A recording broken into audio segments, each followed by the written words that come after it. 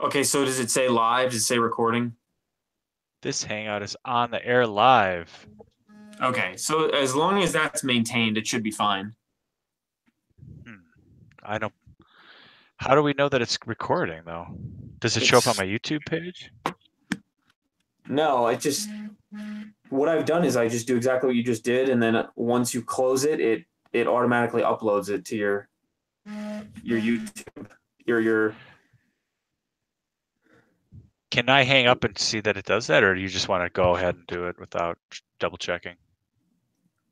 Um, I think it'll be fine. I don't know why it would, as long as that live thing stays there. Okay. All right. Should be fine. Cool. All right. I'll be right back. So I'll be right back. Let me All go to right. the bathroom quick.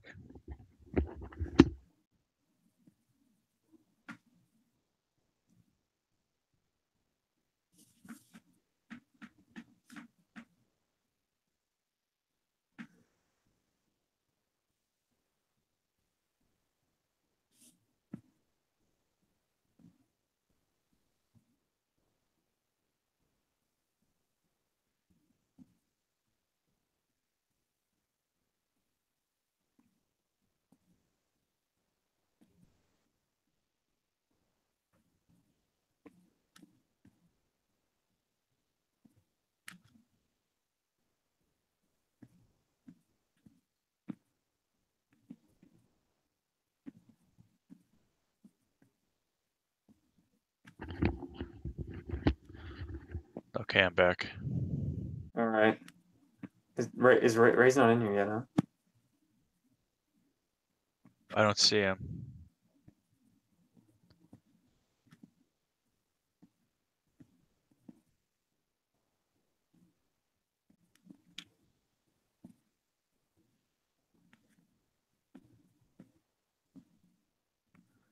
Ray, where are you? He left the other call. Maybe he's taking a break.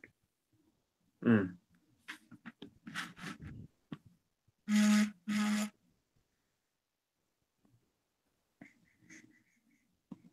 Is that your phone vibrating? Yeah, my fucking mom is just blasting my phone right now. I'll turn it off. Yeah, it's too bad about the trial discussion that didn't work out. Yeah, yeah. Well, we could, it could just be edited to get That sounds like Michael's a lot audio of out. that sounds like a lot of work. Yeah. I mean, it could take a couple like that. It takes a couple hours, I guess. It's productive, but it just when he talked, it was just the microphone was no good. It's just that easy. Yeah, it sucks, but that's the way it goes. Yeah. So with this discussion, yeah, Ray is like typing something, I think. Okay. Does he prefer Ray or Raymond? I don't think he cares. What about you, Mike or Michael? I would prefer Mike. Okay, Mike. Yeah, so I was thinking like Oh, we were kind. Oh, he's back. yeah. For some reason, my phone and the hangout on my phone and the hangout on my computer don't sync up sometimes. So Mm, your call and my phone was in the other room. So I think that was going there and not coming here. I see.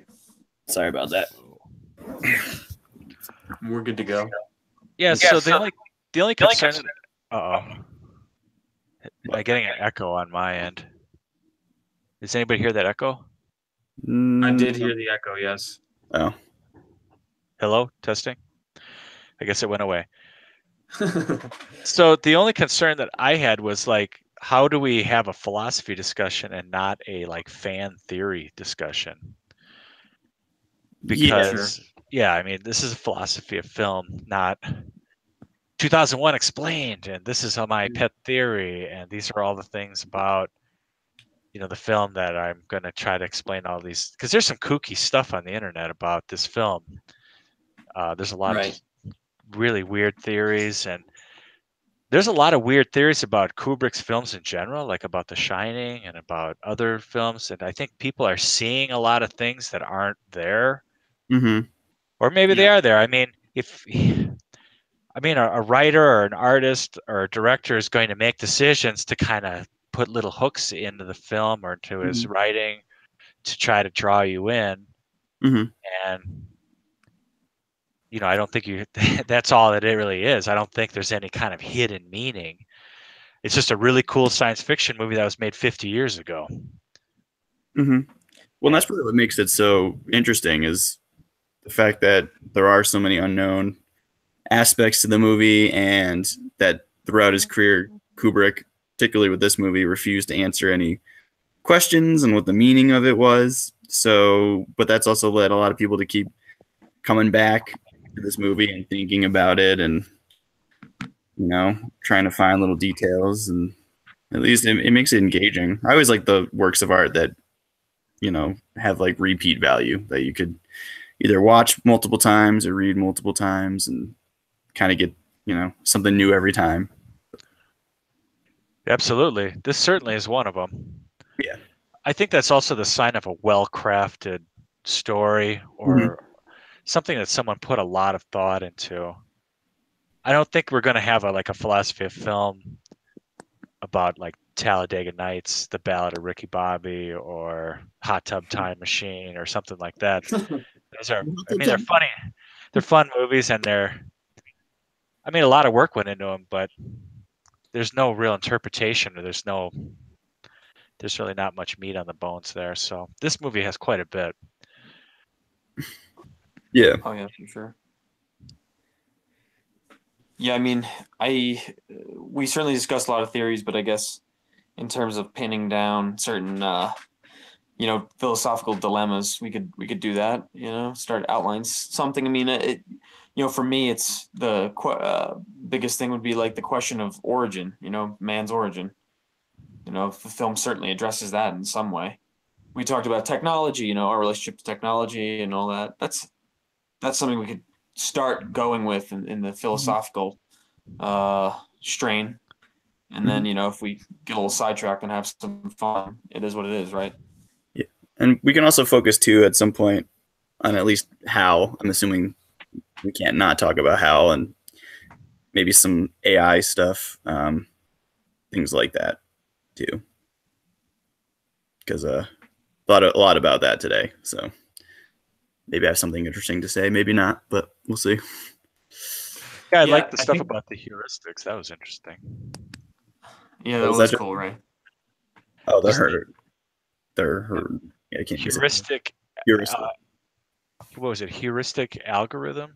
Yeah, HAL stands for like heuristic programmed algorithm computer, or algorithmic computer, something like that. That's what HAL stands for.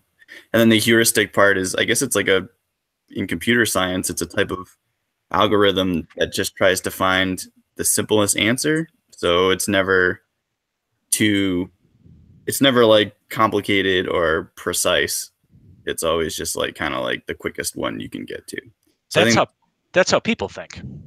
Yeah, and I was going to say, and that's so basically they kind of give some evidence that HAL is almost basically a human, really.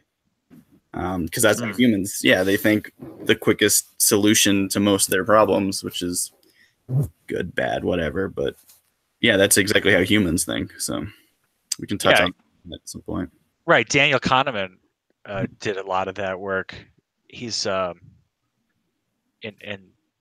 his work was studying heuristic thinking in people. So, like for instance, there was a study done. The CDC published all the health reports for the 50 states, and I was showing them to a friend of mine, and he said, "Well, I bet you Florida's number one in deaths because there's so many old people there." That's an example of heuristic thinking. Mm-hmm. Like just rule of thumb. That's what it must be. Mm-hmm. Of course, it's not true, and that's why we have so many problems. There's so many problems in our world because we don't think things through. Mm-hmm. We don't use facts. We just go from the gut. Mm-hmm. That's just how people think. Yeah, and that's kind of interesting because like how it's supposed to be built up. It's supposed to be this super smart AI computer that he's in charge of basically the whole ship, and to find out that he basically still kind of thinks like a human is, pretty interesting. So Mm. I think he also sounds a lot like the people in the film, in the scenes with the moon and the scenes of the mission to Jupiter. Mhm. There's 12 times where people apologize. People are always saying, I'm sorry about this, I'm sorry about that. And Hal does the same thing. He apologizes all the time. Mhm. And Mm. I think he gets that because he's programmed by these people like that are on the moon, and that's how they talk. And I think he has all the same speech patterns, he has the same thought patterns. Mhm. So he's very, very human like. So I mean, What the hell? What is that? I've certainly thought about saying sorry when you don't necessarily mean it, or it's just almost like impulsive. I mean, what does that signal like for in conversation? I would ask. Just the immediate. Oh, I'm sorry about this, but it's always prefacing it with something that would be a reaction for guilt, which is strange to me. I work in a restaurant, and when the nature of working in a restaurant, you're going to bump into people, but people still apologize, and there's nothing to really truly be sorry about. It's just this strange like nicety, I mean, well, and why Hal would pick that up, I guess because he is instructed to learn to be the most human. Don't they say that at some point? He does his psychological. What does he ask him? He goes, "You're working on your psychological analysis." That's what Dave asks him. he's designed to be, I guess, I think he's programmed to be human-like to kind of keep the crew company, or Mm, so the crew can approach him and, I mean, basically interact with him like a human being. But then going back to what you're saying about, why do people always say sorry for situations where the situation doesn't really warrant it? I feel like part of that is just habit by people. Like people Right. have seen, maybe like how people have maybe seen that since they were very young, always just apologizing when really anything goes awry, whether it's their fault or not. And they've kind of just Sure. take it into their habit, or maybe to get more cynical, take it into like their program of behaviors that they would do. And, and Right. maybe that's why something like Hal could possibly take that on. So Yeah, I'm curious. Is it a sign for self-awareness too in some way? I mean, something like that. I mean, would it show self-awareness about Hal too that he says sorry so frequently? I did not know, Justin. Did you read that thing somewhere that he says it 12? They say it 12 times, sorry or something. I just loaded the script into a text editor and did a word search on it. Oh, really? So Wow. Okay. it just comes up 12 different hits. Mm. Yeah, first he says so- Haywood Floyd says he's sorry that he's late. Then he apologizes to his daughter. Then he apologizes twice during the scene with the red chairs with the Russians. And then there's 6 more. There's 8 more on the ship where Hal's apologizing, Mission Control's apologizing, like everybody's apologizing about this disaster, about the situation that's developed. And it's crazy. yeah, but I think that's interesting because if Hal has taken that on, that behavior on of apologizing, then doesn't that kind of blur the line between humans and machines at that point? Because if the humans are saying sorry and maybe not truly meaning it, or it's just, like I said, part of their habit or just something that they say, and then if a computer is able to pick that trait up, I mean, really what becomes the difference between Hal and humans? I'm really glad you mentioned that, because that's kind of where I was going with this. Mm-hmm. That's just the tip of the iceberg. Because what else are the humans doing in this movie? They're totally being deceptive. They're being deceptive and lying. Mm-hmm. Yeah. And trying to trick people. And what does Hal end up doing? Sure. He ends up lying and trying to trick and trying to deceive. It starts out with the chess game. Then there's Frank had problems with his paycheck during the scene with his birthday announcement. And then he's like having all these problems. And then and then all of a sudden Hal starts lying about the AE-35 unit so that he can lure the astronauts into space to try to kill them Mm-hmm. because he's decided to take over the mission for himself. And I think the scene in the moon scene comes across as, on the one hand, Kubrick really made this scene of like this beauty and this beautiful scene of space and this future that was just this utopia. But as soon as they start talking, they're apologizing, they're lying, and they're trying to trick everybody. Mm-hmm. Yeah. Well, I think what's interesting too, what I noticed is when the Lloyd goes to the moon. So like the moon base, it has like all of the different languages. So it means like that they all share this place. And so then I first thought like, oh, maybe all the countries have kind of come together and there's not too much, animosity between all the different countries. But then as soon as you find out why Floyd is there, because he's trying to cover up something that America found, and then you find out that they didn't allow Russians to come to the American moon base or whatever, and you're like, oh no, humans are still basically. And then when you find out later that why they didn't tell Dave or Frank about the true mission to Jupiter is because they don't want really anyone to know that America may have found a way of tapping into extraterrestrial life or things like that. So you're like, oh no, humans are still basically deceptive and the same. So it's almost a replay of the scene with the Australopithecus. They're fighting over that puddle of water. They're fighting over the crater at Clavius. Mm-hmm. It's a replay. Mm-hmm. Yeah, that's. I think that's exactly it. I mean, it's like over 3 million years, fundamentally they're enacting the same methods.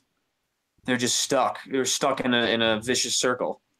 But you get what I'm saying. Yeah. And then even the first time you see the Discovery mission, you actually see, I think it's either Dave or Frank, but they're literally running in a circle. So I don't know if that. Oh yeah, yes they are. is a metaphor for anything, but. So. Yeah, and he's punching too. He's punching the air. Frank Poole is punching the air like he's fighting. Like he's gonna get it. He's gonna get it. Like he's probably a boxing fan. Mm-hmm. I can't imagine there's going to be a lot of fist fights. Obviously, there was no fist fights on the Discovery. Plus, then there's that one other passenger. Sorry, Mike. It's still aggression, though. Wait. All right, who's gonna go? You go. Okay, I would say with the punching, it's still symbolically aggressive. Mm-hmm. It's just, absolutely. Yeah. And then what I was just going to add is on Floyd's trip from the moon, from the space station to the moon, he's with another passenger who's watching like judo or something like that. So there's still like that violence entertainment aspect of it, even though they're the stewardesses were watching martial art fighting. Yeah. But it's like they're in space. Like you think you'd be like, oh my God, we're in space. This is awesome. But they're like, nah, there's karate on TV. So let's watch that. Yeah. Yeah, even though when he goes to make the call with his daughter, I was reading somewhere how passive Haywood says his daughter says, "What are you doing?" And he says, "Oh, Daddy's traveling," and the Earth is spinning behind him. It's so casual. It's like, once we get to the future, we're just kind of bored with it. It's blasé. Yeah. Mm-hmm. Yeah, it's like that Louis C.K. Comedy routine where they were on one of the first flights that had internet access on an airline flight, and they were surfing the net, and his passenger's like, "Oh, it's not working for me," and he goes, and the guy was like really raising a big stink about it. He said, "We're flying and we're on the internet. Like, this is really cool. It's not working 100% in every one of the seats, but I mean, you got to admit that this is really awesome." But the technology had just been developed, and he's already tired of it. Yeah. Yeah. So then I guess that maybe raises the question. It's like, well, then, I don't know, does technology dull these experiences for people then? Because obviously it's a movie that one of the central premises is the role technology plays in definitely human development. So I don't know, do you guys think that technology is portrayed in a good way in this movie, or do you think it's portrayed in a bad way? Do you think technology is helping or hurting, or is it important to get to the very ending in the movie? I mean, obviously they have to get to Jupiter to get to the final ending, but I don't know. What do you guys think? How do you think technology was portrayed in the movie? Well, I personally think that the fact that, he triumphs over technology, I guess it tells us that we, at some point it has to be made obsolete or something, or evolve to such an extent. I mean, it seems like it's a negative interpretation of it, but just because it turns so hard against us, it's our undoing in many cases. Especially with the nuclear satellites and such floating in the atmosphere, and the whole Cold War tension that happens with Floyd and the Russians and everything. I think it's really pointing the finger at our capacity to do bad with the tools we're given rather than good, I suppose. Yeah, in the Dawn of Man scene, the technology was the bone as a weapon, the ability to hunt meat. But that was necessary for our survival, but it also separated us from nature. In the Moon and Jupiter mission scenes, the technology, we don't have any bones anymore. We're not carrying bones around, but the bone had been transformed into spacecraft, some of them Right. weaponized. And when finally at the end of the film, when mankind was able to transcend into the next step, they left all that behind. Just like modern man had to leave behind the bone weapon, the future man or the future human, the post-human will have to leave behind technology because they're not going to need it. So do you think like how is like the best thing humans could have achieved, and that's why it was important for Dave to defeat him? Like, do you think our biggest achievement will be creating something that's basically just like us, and like really after that, that's as far as we can go technologically, or like do you think that's like an important step we would need to? I don't know, like if we create something that's just like us, it's like, well, that's as far as technology can take us, and then once we, I guess, overcome that, then we can move on to the next stage of our evolution. I don't know if that question makes a whole lot of sense, but Well, I mean, I think that's what happens in the movie. It's like they try to imitate a human mind. I mean, I don't know how. Well, you're saying this heuristic algorithm thing, and well, Justin said it. That's how people think. So yeah, it's. I guess the final step is to try to create a perfect imitation of a human mind, a decision maker, something like that. I mean, isn't that why people are so terrified of the singularity? mm-hmm. Like people, that is the end for some people. Like that's the dropping of the curtain. It's the end because we realize how we treat other creatures. We treat Yeah. other animals really badly, and we destroy the environment, and domestic animals live really tough lives, and we do our best to try to ameliorate that, but it's not really possible. So what we're worried about is when the computers or the technology end up surpassing us, we'll be in that second string spot, and we know what possibly could happen. But I think that's zero sum thinking. Um, that's a zero sum game thinking, and I don't think technology and the future and that kind of thing is a zero sum. I think we can actually create new opportunities. We can create wealth. and we can create new ideas and new environments. So hopefully, if we keep moving forward and moving on and moving upward, that won't happen. Mm-hmm. Yeah, I don't know. I don't know a lot about the subject matter, this AI singularity stuff. I've only just a few articles online and all that. I mean, how much do you guys know about it? I just don't. I can never the scenario where the AI turns against us. That's because preservation is embedded within the brain of the robot or whatever. I mean, that seems like that's what happens to Hal in a sense, right? Isn't he trying to preserve himself and the mission? You know, him and the mission are almost one. I don't know. I'm kind of just thinking about it now. It was never clear to me how the turn would happen really with the singularity. Yeah. You know, So I totally understand what Justin's saying, the cruelty of other creatures and the destruction of the environment, but I'm not sure how a computer would recognize the value and devaluation of some of those things. You know, how it would, we have an inherent feeling that the environment is something that should be preserved. I don't know if a computer does. yeah, so some of to kind of go off that. So some of the stuff I was kind of watching and listening to the past few days. So I think a big concern that some people have about when AI takes off and it no longer needs humans for their own advancement, where they can basically build their own um, computers, or they just become basically they can do whatever they operate on their own.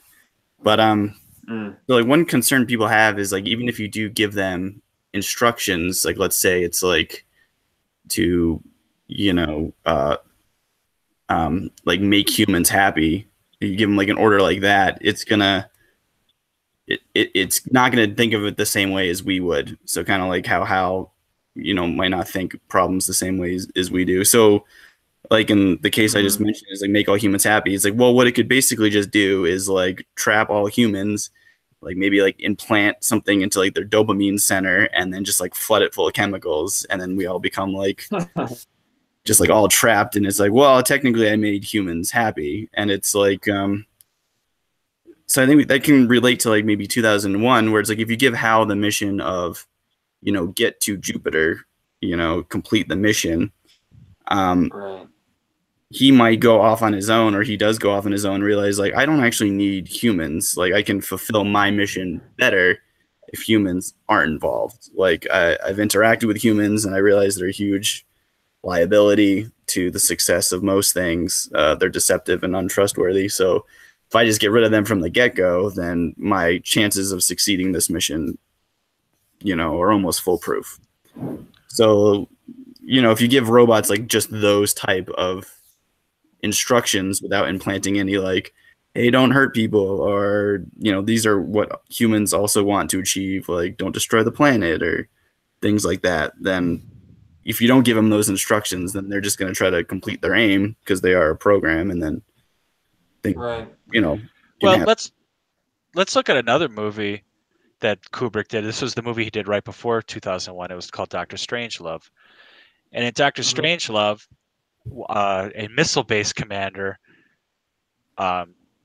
went crazy, went out of his mind, and he decided he was going to launch a nuclear attack on Russia.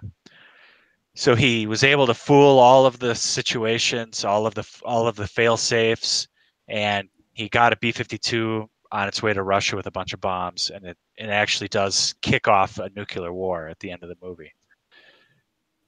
And that makes for a really good movie. But in the real world, that can't happen. Mm-hmm. One person can't go crazy and launch a nuclear war. I don't even know if even the president could. I mean, there's a lot of fail-safes like in place. So if you go to 2001 and you have the main computer, who's for the purposes of the film is made to be thinking like a human, and of course Kubrick says, what would be really cool? Oh, what if it went crazy and tried to kill everybody, take control like it went on a power trip? I mean, it makes for an entertaining film, and we're going to have like some good discussions about what happens in responsibility and things like that. But ultimately, at the end of the day, that's not a scenario that can actually play itself out. There's just too many checks and balances in the system to prevent that. And I think that's the same thing with the AIs. I mean, if the AIs, when the stock market was kind of taken over by trading by machines, a lot of machines do a lot of the trading now. There were some pretty wild stock fluctuations. Mm-hmm. But then they went in, made the adjustments. Now that doesn't happen as much. It's not as wild of stock fluctuations as there used to be because they changed the algorithm so that doesn't happen. So, I mean, a real mission to Jupiter, and if there was a malfunction, I think it would probably be something more like Apollo 13 than 2001. But, you know, I just think the technology is a lot more advanced than people give it credit for. Yeah. Okay. But like, so let's just say that like, I don't know, so let's just say that how, like, maybe kind of what I said before, like he still thinks what he's doing is right to complete his mission, even if it involves getting rid of all the humans. Do you think, can you blame Hal for that? Because I mean, we don't know, but that seems to be his main programming mission is to get to Jupiter. I don't know. Do you think he's in the right of doing what he does to get there, even though he fails? But do you think like he could be? Because I don't know if he's like told that he has to get the humans there. I'm assuming so, but you know, I don't know. Do you think like he could be held responsible if he's given this command to get to Jupiter and he does what he seems fit to get there? I don't know. I mean, it's a strange question. I feel like to try to answer because Hal's not going to go through the Stargate. I mean, you're saying is he immorally in the wrong, Ray? Ray? Yeah. Oh my God, I can't hear. Hello? Oh, okay, there you are. Morally in the wrong. I mean, I think about like two opposing sides of like a war or something like that. America, versus the Vietnamese or something like that or whatever. It's like, obviously they think they're in the right? Their ideology, it's kind of like the same thing I guess Hal's doing. Mm-hmm. He's just trying to win the game. It's like what you're saying, he depersonalizes himself from the whole thing, and the people do kind of just become chess pieces. Mm-hmm. They become objects. They're sucked of they're bloodless now, and I'm just going to manipulate them on the board to get to the end. And I think that personally, my view of life, that would be you can't treat people like that. That's not how we presume others treat us. We hope that they think that we're sentient beings and that we have compassion and all this stuff. We don't treat them like you're a means to an end, basically, right? Isn't that how it's supposed to go? I mean, it doesn't always go that way. You interact with people who you feel like are using you or whatever. But I think generally the trick is to be, is to give the other person the benefit of the doubt that they're actually a person and that you're not just, like Hal, like locked in a game that you have to win. Mm-hmm. Something like that. I don't know. Yeah.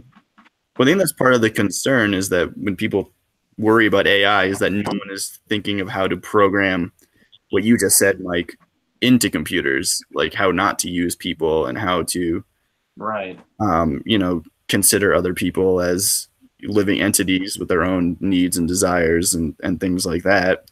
People are afraid that you might just give something a program and it's just going to not take any of those factors into consideration and just kind of achieve the goal the quickest and most efficient way it possibly can. Mm-hmm. Yeah, how would you write in compassion? I don't even know remotely enough about computers to to take a stand. Yeah, but like I don't. Right. Well, I think you'd just be like you'd have to have like Hitler in there, and you'd be like just anything that makes you close to Hitler. You just don't do that, because that's our biggest example for moralizing. Oh well, the Nazis did this and Hitler did that, so. We have to have like a little Hitler failsafe in our AI. Feel like a don't be like Hitler button or yeah. The Hitler button, that's good. The Hitler button. Um, yeah. So Justin, during our offline conversations, you seem to think that Hal might have like snapped, and that maybe he was doing what he was doing for like nefarious purposes, or am I misunderstanding what you were kind of getting at during one of the chat feeds? Well, one of the things I wanted to bring up was the fact we discussed the hubris of the designers, and that really from the beginning, as soon as they introduced Discovery and they introduced Hal, they kept repeating over and over again that he was foolproof and incapable of error, that there was no record of any errors that was ever committed by a HAL 9000. Well, I think that sets up immediately, he's foreshadowing the fact that the HAL 9000 is going to make a mistake. And if you notice, they had 2 astronauts flying the mission, so that, and they have several more in hibernation. So if anything happens to Frank or Dave, they can be replaced, or there's a backup. There's backups for the astronauts. There's backup systems for everything. A spacecraft or an aircraft or a vehicle has backups for every system, but there's no backup for the HAL 9000. It's a single string, they call that, a single failure string. So if anything goes wrong with the HAL, there's no backup. In fact, they don't even have a way of they don't have a lot of ways of even controlling the ship without HAL. He's it. And they don't need a backup because he's completely perfect. Mm-hmm. So, and that just sets up the fact that he snaps. Yeah, for whatever reason, and it's not really made very clear in the film, it's like I was talking about a case that was in, where was this? It was in Wyoming. Wheatland, Wyoming. This guy, Everett Conant III, he just comes home one day and he shoots his 3 kids and wings his wife. His wife actually managed to get out the door. And yeah, he went on like a murder spree. Nobody knows why he did it. And he ended up saying that he did it because they left the drapes open, and he was asking them to keep the drapes closed. Oh my God. Why does that happen? I mean, like what makes Hal go crazy and kill every single astronaut, and nearly gets Dave? He only got away with his life through perseverance and some luck. Well, what makes anybody do that? Well, nobody knows. Mm-hmm. Nobody knows why that stuff happens. So I think when they decided to make Hal as human as possible, the kill instinct came along with it somehow, unintentionally. Mm-hmm. There was just unintentional. Complex systems fail in complex ways, and there was unintended consequences of making him as human as possible. Right. Well, but I don't know if he can even have nefarious things. I mean, he's a machine. Mm-hmm. I don't if he can really have will. When you were talking to Justin, when you said the thing about the astronauts, the other astronauts in hibernation, I was thinking about how he kills them once I guess it is, I think Dave's outside, and then he kills the rest of the astronauts. He takes them off life support, right? The second Dave leaves the ship, he kills the astronauts in life support. Yeah. He cuts the astronauts in hibernation. Yeah. So I'm thinking. Yeah, go ahead. Like, why would you do that? Why not just leave him in hibernation? Well, yeah. Here's this is what I'm thinking though, is that with the good and the bad and the wrong and the right, is that he knows if they wake up that they're not going to buy his story or something like that. That he's going to have a very difficult time, like, explaining. So it is kind of like he does realize he did something bad. That's the only sense I can make of it. And then it does the cut. It does the cut to just the eye and makes him look very like cold and calculated in the movie. Yeah. So to go back to this guy that killed his family. Yeah. When the police captured him, he just surrenders. Right. He just says, "Oh, I mean, and same with Hal. I mean, when Hal is finally cornered, then he says he's afraid. He's afraid to die.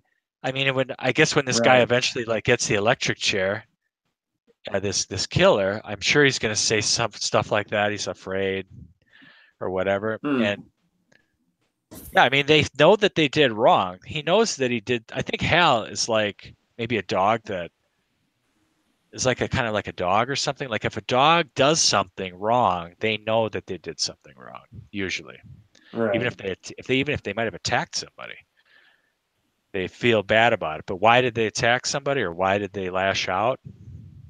I don't know.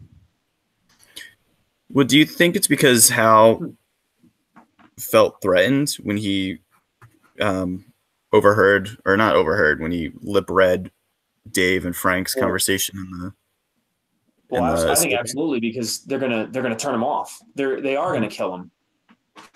And that kind of parallels what happens in the very beginning. I mean, that's why the tool was invented in the very first movie, is because that group of apes or early humans was threatened by the other group of apes or early humans, and then they realized, hey, we can beat them with bones. And so, like, you know, they were had self-preservation on their mind. And if Hal's basically human, you would think that, of course, he would want to protect himself and not get turned off. So it Right. makes sense for him to at least eliminate Frank and Dave, and then just to be safe, eliminate the rest of the crew in hibernation. Right. I think it's kind of interesting. Like if you go back to the Dawn of Man scene, where the Moon Watcher, who's the one that did the initial bone, he smashed the skeleton with the bone at the during the Dawn of Man scene. So when they confront the other tribe and they're armed, that I thought that scene by the puddle of water was just like for show. That was just some kind of ceremonial thing, or that they fought over that water. They weren't really fighting, but it was more like marking territory or a display of dominance, but not really. Mm. But they took it to the next level. Like he just got a big, I think Moonwatcher just got a big thrill out of killing that other chimpanzee, even though they didn't really need to do that. Mm. And I think that's kind of a similar thing to what happened with Hal. That I think I don't know what happened if he misdiagnosed the AE-35 antenna unit, or if that was part of a trap that he was laying for Frank and Dave. Right. It's hard to know because there's not a lot of information. But once he started killing, I think he really liked it, and he got like I don't know, he got a big thrill out of it, and he just kept on going. Well, then there's the chance that, so like, because he was told by, what was Hal was told by Floyd or the NASA or the U.S. Astronautics Division or whatever to not tell the crew about the real reason why they're going to Jupiter. So that kind of exposed him that, oh, humans are deceptive, and so maybe he made the AE-35 unit or whatever malfunction to kind of test Dave and Frank to see if they are also deceptive. And then once he found out that they are indeed, Right. you know, when they like go behind his back to kind of discuss what they should do with it, he's like, oh, I need to get rid of these people because they're, you know, all humans apparently just tend to lie. But then also you almost feel like it's an overreaction by, I mean, the same maybe overreaction that Hal has to complete his mission. I'm just going to wipe out all the humans. I almost feel like Dave and Frank have the same overreaction of, well, Hal, you know, he made one tiny error, so let's just get rid of him. Like, Yeah. I think But what happens when you turn off a computer? It's not dead. You just turn it back on again. Well, it seems like Hal died though. Like, I mean, in the sequel, 2010. Well, yeah, they turn Hal back on, and he's fine. He's not dead. You don't die when you turn off a computer. Like an artificial intelligence is not going to die. You can't really kill it. Mm-hmm. Like he's not thinking straight. He's snapped. His judgment is completely gone. There's no. I think what happened was, and it was something that we had discussed earlier, was this is the idea that Hal had to keep this secret because secrecy was such a big theme during the moon scenes, the moon base scenes. Secret, keep this a secret. Well, we came up with this big cover story, and the whole thing is a cover story, so we can keep this a secret, so that the Americans can be the first one to the monolith or to whatever's waiting for us on Jupiter. And so that just carries over to what Hal's doing, that like everything's just this big sham, and I'm just gonna, everything's just a big lie. But Yeah, I mean, if he sees them contradicting their own moral code, I'm sure he feels at liberty to do the same. It's like, well, the these people mission, don't. Yeah, the Jupiter mission was in work for were planning this mission for like 10 years, way before that they discovered the monolith. So at the last minute, they decided to make this like last minute change. Hey, oh, by the way, nobody's ever tested this situation, but let's have the main computer lie to everybody, keep everything a secret, and then let's see how that goes. And then he's getting like all this mixed information. It's an untested scenario. The ground yeah, computer that they had, the Twin 9000 on the ground, didn't have any of this information because they were keeping it a secret. So then the two cases started to diverge, and I think it was just an untested scenario. So whose fault is that? I mean, whose fault is that the whole situation is now spun out of control? Well, it's basically Dr. Haywood Floyd, because he's the one that seems to be running, well, and the council. I think he represents like this space council or this government council, and they decided to make this last minute change, and then it just blew up in their faces. I mean, if they would have been training like this for years and getting all the bugs worked out of Hal, because I think it was just a bug. I think it was just like a bad program. Yeah, that's possible. yeah, I mean, we have situations where I work on some complex systems, and you flip one switch to do something, and all of a sudden something else totally unrelated turns off. And then we go through and look at the circuit and see, oh, look at that. There's this call them sneak circuits. There's a sneak circuit. When you close the switch, it actually affects this totally unrelated system. So I think that's might have been what happened is, oh, we made this change and it fouled up his ability to like reason correctly. I mean, same with this guy that killed his family. Like if they could go through and if they give him an autopsy and they found that he has a brain tumor or something, and they go, oh, okay, well, that's why he was acting all strange. Or if they measure his blood chemistry and they see, oh, well, his serotonin levels were like practically zero because he had this major problem or like bacterial infection or something. Well, that was why he went and lost his mind. right. For me, that always doesn't tell the whole story though with that type of thing, because it's just, I personally, I can't, cause searching can lead you in so many different directions. I just don't know how you isolate like something like the lack of brain tumor or something like that. That's why he killed his family. Like he did say, like you said, it was about the drapes. And the drapes probably signify, and they mean more than just the drapes. It's people not listening to him or something like that. Yeah, I wonder, to pinpointing the error with Hal, it would somewhat be such a difficult search, maybe one in vain, because the problem is the problem is with humanity, and the tools they make are imperfect. And that's kind of what I got from why Hal makes the mistake, is because the things that we tend to create are, would the word be imbued with the same errors that we have, that we kind of pass them off. We can't create a perfectly closed system that is impenetrable. Yeah, how could imperfect people create a perfect system? Yeah. It's not possible. And Hal wasn't a perfect system. It'd be like creating the unsinkable ship, the Titanic. Well, something that floats on water can sink by definition. Yeah. So a computer can, they say that computers can't make mistakes, but the program can have a bug in it. There can be a problem. There can be an incompatibility with something that lies unseen and untested until if someone stumbles upon the right thing and they look at the code and they go, oh my gosh, look at this. This is wrong. How come we never saw this? Well, we never saw it because that case never came up. Right.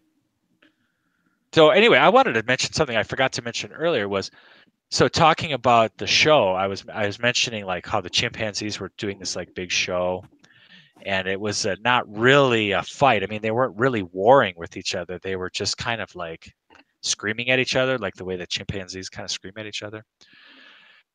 And I thought that Hal maybe did the whole lip reading scene and all of that was really just for show, that he really wanted just a reason to throw like back in their faces to say, oh, well, here's my defense for wanting to kill you because you guys were going to turn me off, which isn't even a valid reason because you can just turn a computer back on again. But he just wanted some ammunition to say, oh, this is why I did it. Oh, why'd you kill your whole family? Because they left the drapes open. You know, it doesn't even make any sense. It's not even it's the same kind of non sequitur. Yeah. Well, maybe Hal gave an answer because he knew people would expect an answer. You know, maybe it's just random chance that he did it, like anyone. But if you ask a killer, like they might just tell you this reason. But you know, because we expect an answer from them. You know. Yeah, I mean, when Dave is outside the front of the shuttle and he reveals it to Dave, you know, he has that hubristic attitude.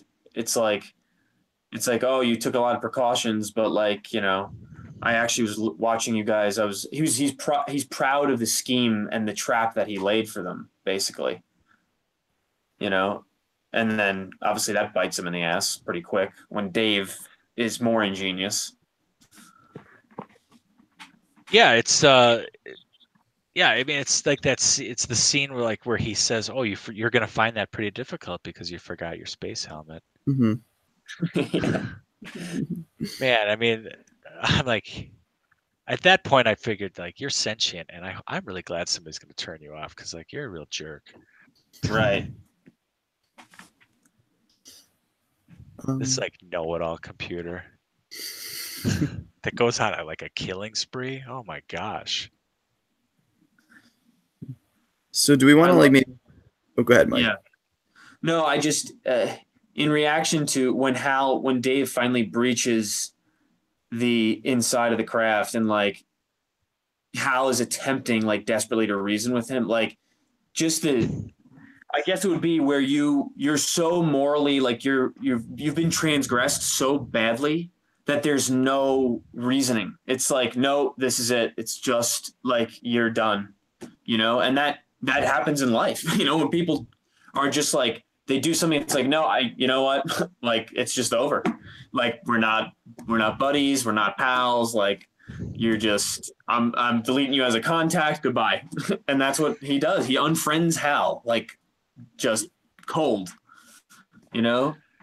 Yeah, it's true. But what I found interesting is that scene where he is, I guess I don't know if it's deleting certain parts of Hal, and then Hal resorts to like this almost like childlike state where he's singing like he's like, "Do you want to hear the song I sang?" And he's like, "Yeah, Hal, Yeah. I want to hear the song." I don't know. I felt like there was no need for him to really do that, but like maybe he gives Hal this one last moment of, I don't know, like a final word. It's like, yeah, okay, Hal, like go ahead, you know, sing your song or whatever. I don't know. I just felt like it wasn't like a hard. I mean, obviously he's deleting all of his memories or turning him off or what. I don't really entirely know what he's doing to Hal, but at that moment he gives him like a human moment of just like, yeah, here's your last words.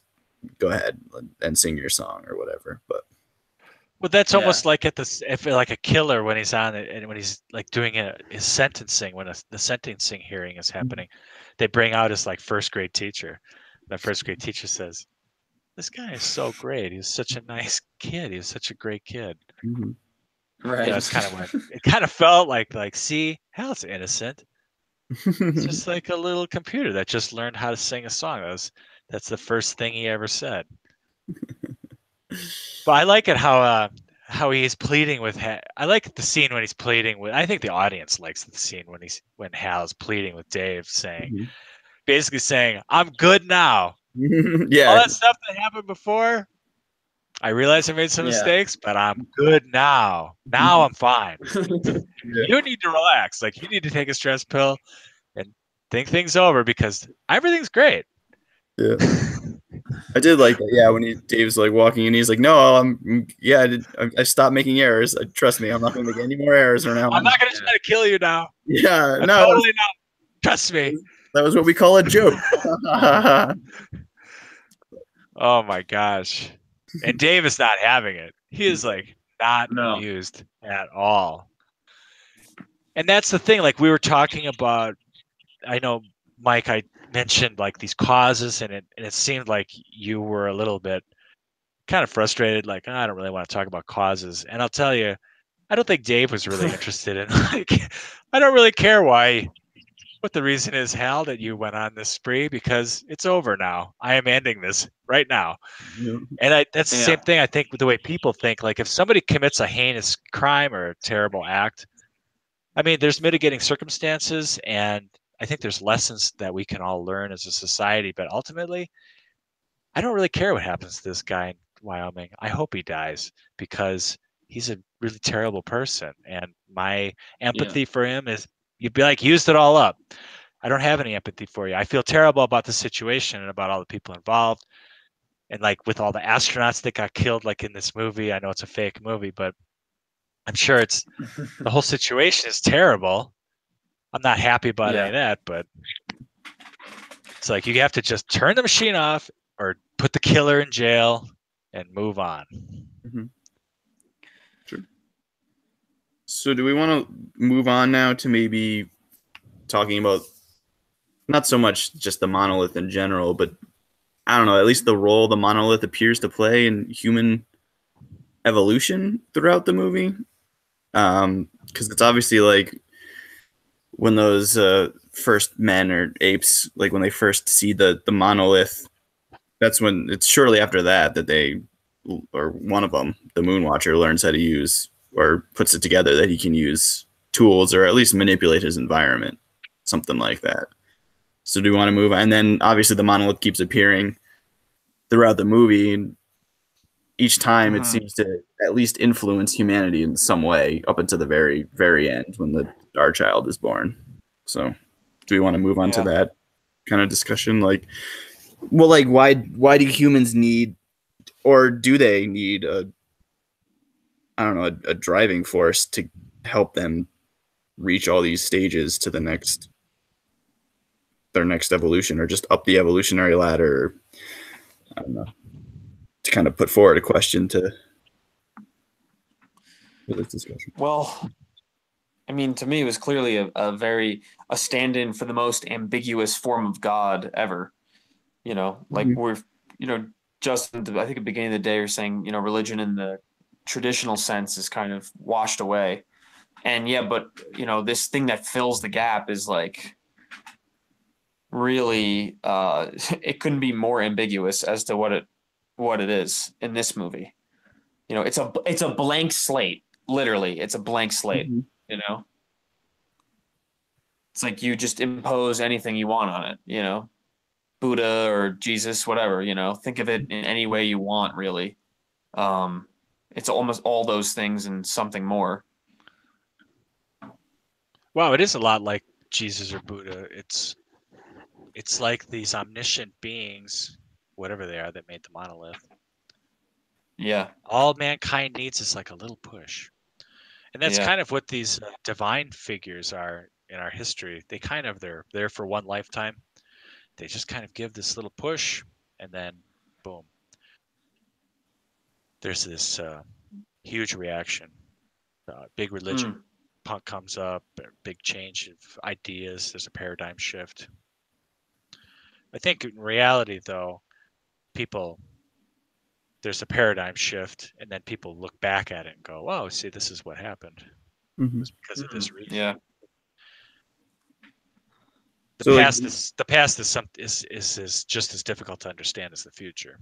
Mm-hmm. Yeah, because I know we talked about in the chat maybe a little bit, but it's like, do we think that Monolith was responsible for this change in the first men? Like, do we? Because I think like because what kind of happens, or how I see it is like when the Moonwatcher is kind of playing around in the bones when he first discovers that he can club things with the bigger bone. Like he has like a Right. flashback to like he has a flashback to looking up at the monolith, and he sees like the sun rising over the monolith, and he sees like it perfectly aligned with the moon. Yeah.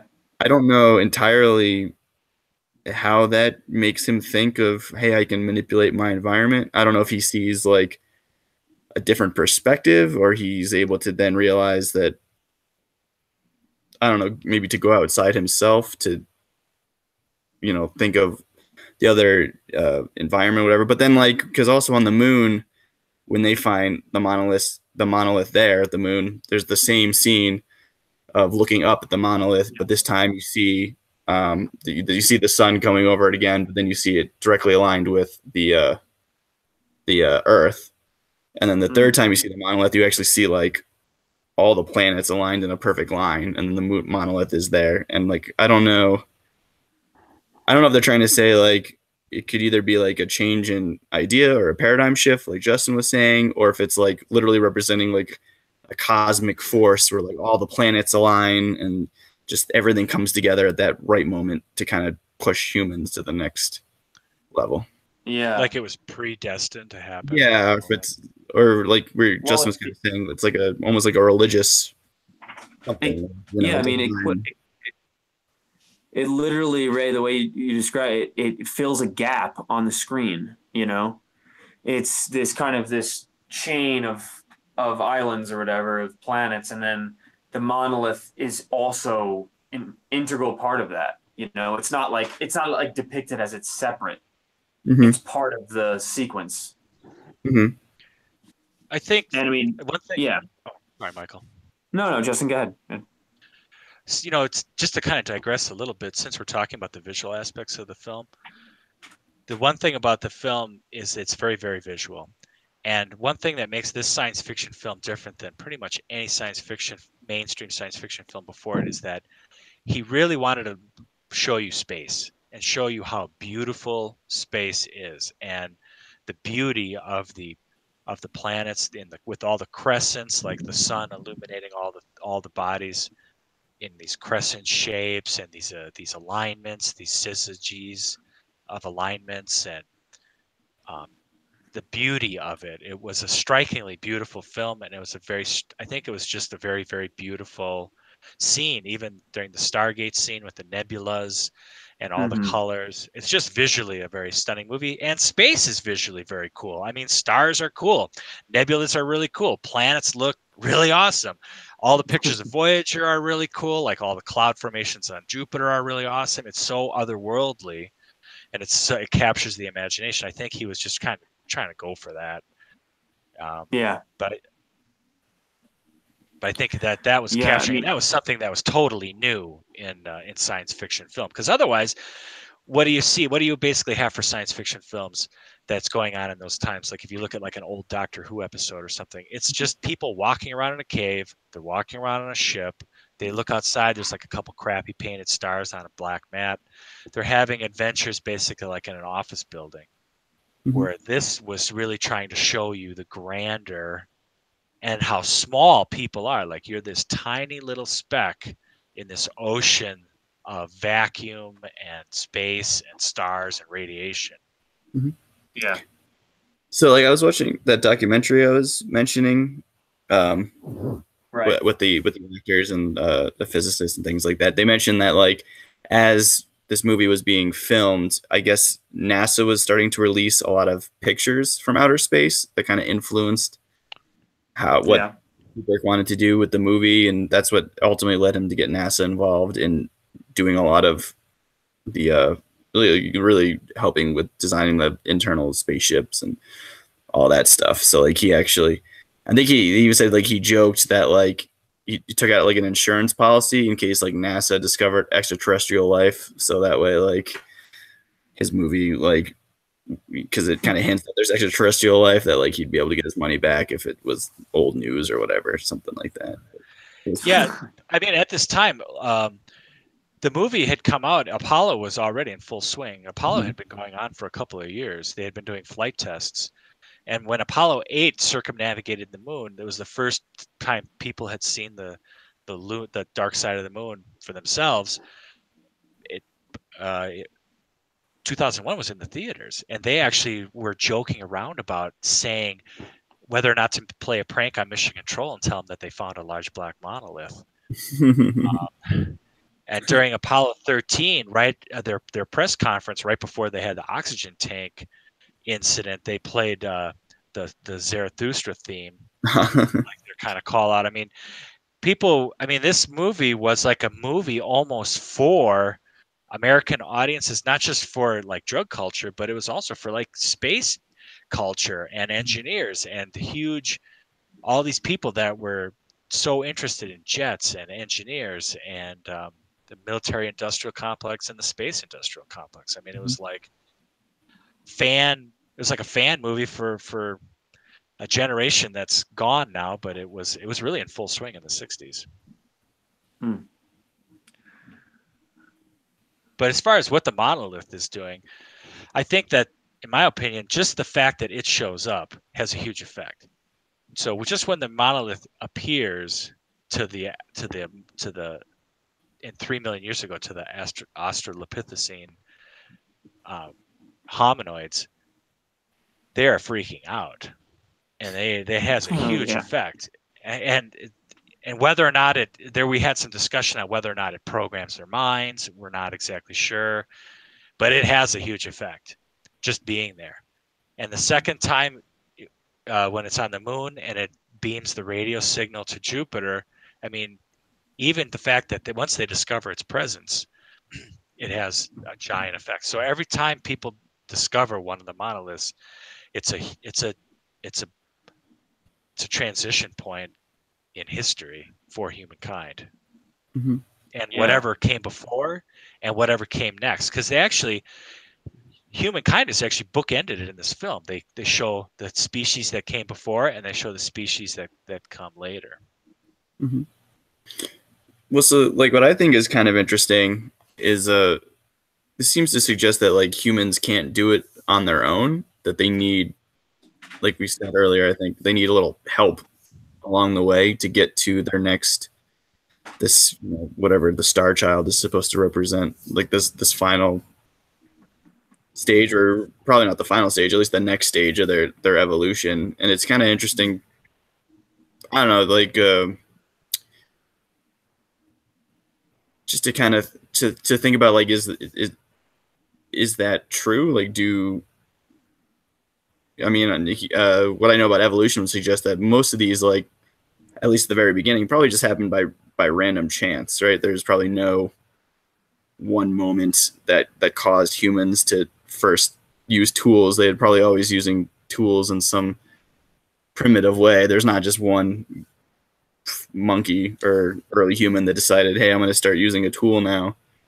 But because I don't really know what the movie's trying to say, unless it's just trying to make it, interesting for movie's sake, to say that humans got help to get to this final stage, or if they're trying to say that humans probably couldn't have done it by themselves or things like that.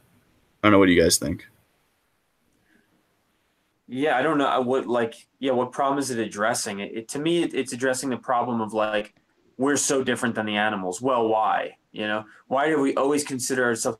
Why do we just consider ourselves separate from nature?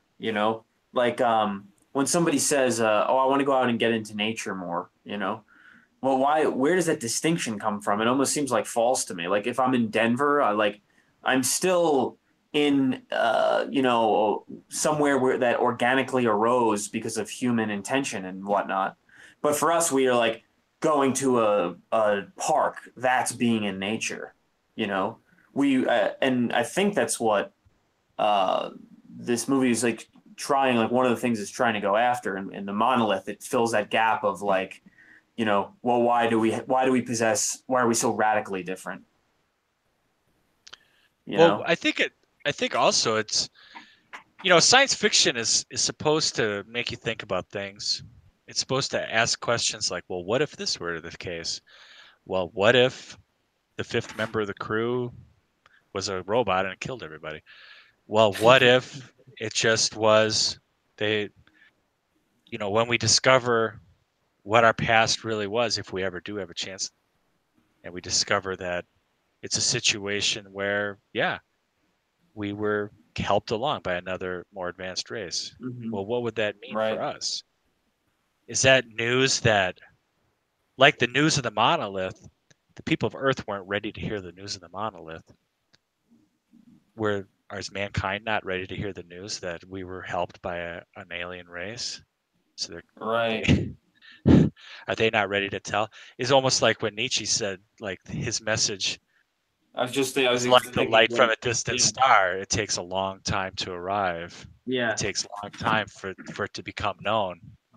But the actions, the effects, they're already being felt.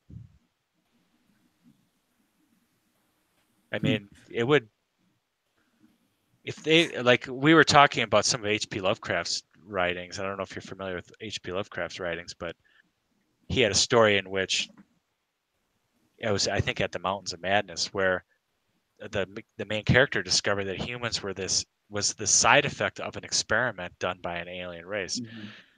And it was kind of like this, what was talked about in the movie Prometheus as well, that humans are like kind of like this experiment that just another race kind of decided to kick off. It really didn't have any meaning at all. And that's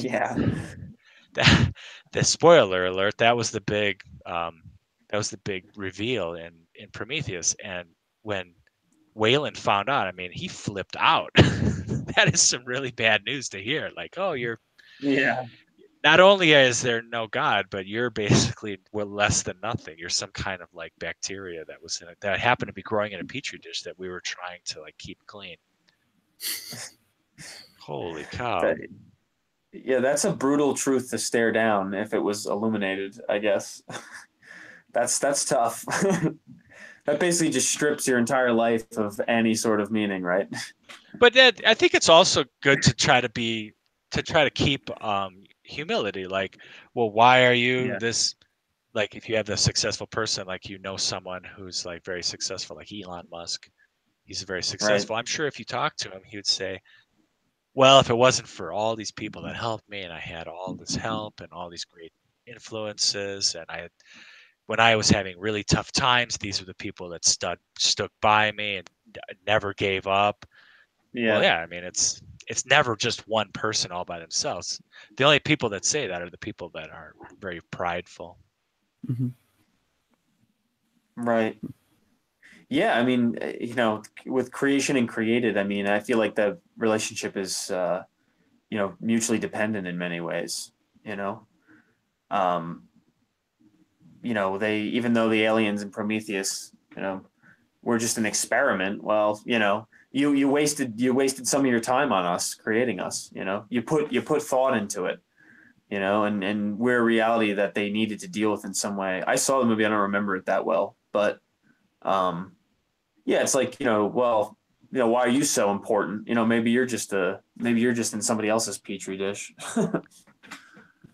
Right. Yeah. Or like that scene, like at the end of Men in Black, where I think they were talking about this little civilization that was like living in this little tiny box or something. And he says, well, yeah, man, wouldn't that be terrible to live in that situation? And then Tommy Lee Jones' character like opens up a locker door, and then they look outside, and they see that the world of the Earth is just this tiny little pocket in this like huge universe. Yeah. It is pretty scary. It can be a little freaky if you start to think about stuff like that. Oh, for sure. Well, that's also because, like, I still got to pay my taxes. Right. Yeah. But it's just because I think, like, at least for the human species, it's always been very important to us to think that we're awesome, I guess, to put it not intelligently. But just to think that we have this purpose, or that we were put here for a reason, whether it's God or, that we have a final, really, that we have a purpose or theology, that there's a reason why we're here and that we're striving for something. Like humans don't like to think that, yeah, this has all just happened by accident, and really whatever you guys do isn't really all that important, and the sun will explode at some point and that'll be it for you guys. Like you had your human experiment on this thing called Earth, and that was that. Yeah. But Well, I think the working title for the film was "How the Solar System Was Won." That was actually the working title for the film. not as catchy. But I think it kind of says what we're talking about. It reflects what we're talking about. How the West was won is that's a play on how the West was won. How was the West won? The West wasn't really won the way it's described in the Westerns. It's not the Lone Ranger coming in and saving the day. It's a lot of exploitation and paperwork. Well, yeah, I mean, it's basically the army coming in and wiping out the indigenous people, and then a lot of farmers coming in, and cattle ranchers. So it's this lone cowboy coming in and riding the range isn't really how it works, but that's how it's depicted. And I think traditionally in science fiction films, it's kind of shown like these. I don't know how you would say it, but it's like they're kind of, even Star Trek was supposed to be like a Western in space. So it had like these Western themes. It was just adapted to space. And I think a lot of the movies in the 60s were the same way. They were just Westerns with, like, instead of having a pistol, they had a ray gun. Instead of having a horse, they had a spaceship. Basically the same theme though. But I think what Kubrick was trying to show in 2001: A Space Odyssey is like the real story is not quite as awesome. There was system failures. There was a lot of problems. There was accidents. It was kind of a disaster from start to finish. I mean, that whole scene, that whole Jupiter mission is nothing but one big disaster. And a lot of space missions turn out like that because it is super dangerous to go into space. Apollo 13, Challenger, Columbia, these are all catastrophic system failures. But in the end, it's a success, right? I mean, Dave, what happens with Dave is good. I mean, presumably, Well, yeah, that's an interesting thing. Is that because we don't know nothing about Star Child except the fact that his eyes are open and that he looks at us at the end. But yeah. I've also wondered, it's like, well, what about Dave? And we kind of hinted on this earlier, but like, what about him makes him, or is he just like a stand-in for humanity? Like what? Well, what makes Moonwatcher so special? That's also true. Like, does it seem like is it a random event that happens to random people, or were these? He didn't write about the Overmen. He wrote about the Overman. That's true. Man. Yeah. And Bowman, so close. Yeah. So it's one person. There's got to be a first. There's got to be a first ape that picks up a rock and starts using it to skin a hide. There Right. There is that first one. It's true. There's gonna be that first one who defeats a killer robot on your spaceship too. So it only makes sense that. Yeah, somewhere in the world, there is, somewhere in history, there was the first ape that decided to start using tools, or the first fish that had to start living on land. So, like, I don't really know how much. Dave. Sorry, Ray. No, go ahead, Mike. I guess Dave is certainly descendant of Moonwatcher, but like, not to say that everybody else who was on the ship wasn't. That not everybody else had the DNA of Moonwatcher. Just like we're all from the primordial soup or whatever. But Dave got to the end. Dave stepped over the threshold. Right? Everybody else was kind of just not expendable, but they were tools. They were a means to an end in a greater It's like people always, oh, there's a greater plan at work. That's how we rationalize like terrible things happening to I people. think they gave birth to the next step. Yeah. Because the Star Child's a little baby, so Sure. they were the parents. Mhm. Moonwatcher was the ancestor of the humans, and the humans are the ancestor of whatever is going to come next. Yeah. And Well, then there's the Nietzsche analogy you're looking for, right? yeah, I mean, he wrote all about that, and in several of his books, he wrote about what would that be. There's somewhere, and it's not. It doesn't. In a movie, it happens like all at once. But I don't know. Yeah. Maybe Ray was right. I mean, the person that originally came up with the idea that you needed vitamin C in order to prevent scurvy, that was discovered like hundreds of years, or at least 100 years before they actually started implementing it. I mean, just because somebody picks up a stick and starts whacking it around doesn't mean that the other apes are necessarily going to like figure that out with them. It takes actually a whole lot of apes to do the same thing until they start to figure it out. So, I mean, it was only about 100. It was only about 100 years ago, or 150 years ago, when we started cleaning surgical instruments with like medical, with like to a medical degree to kill bacteria. And even though they knew about bacteria way before that, just that the practice wasn't in place.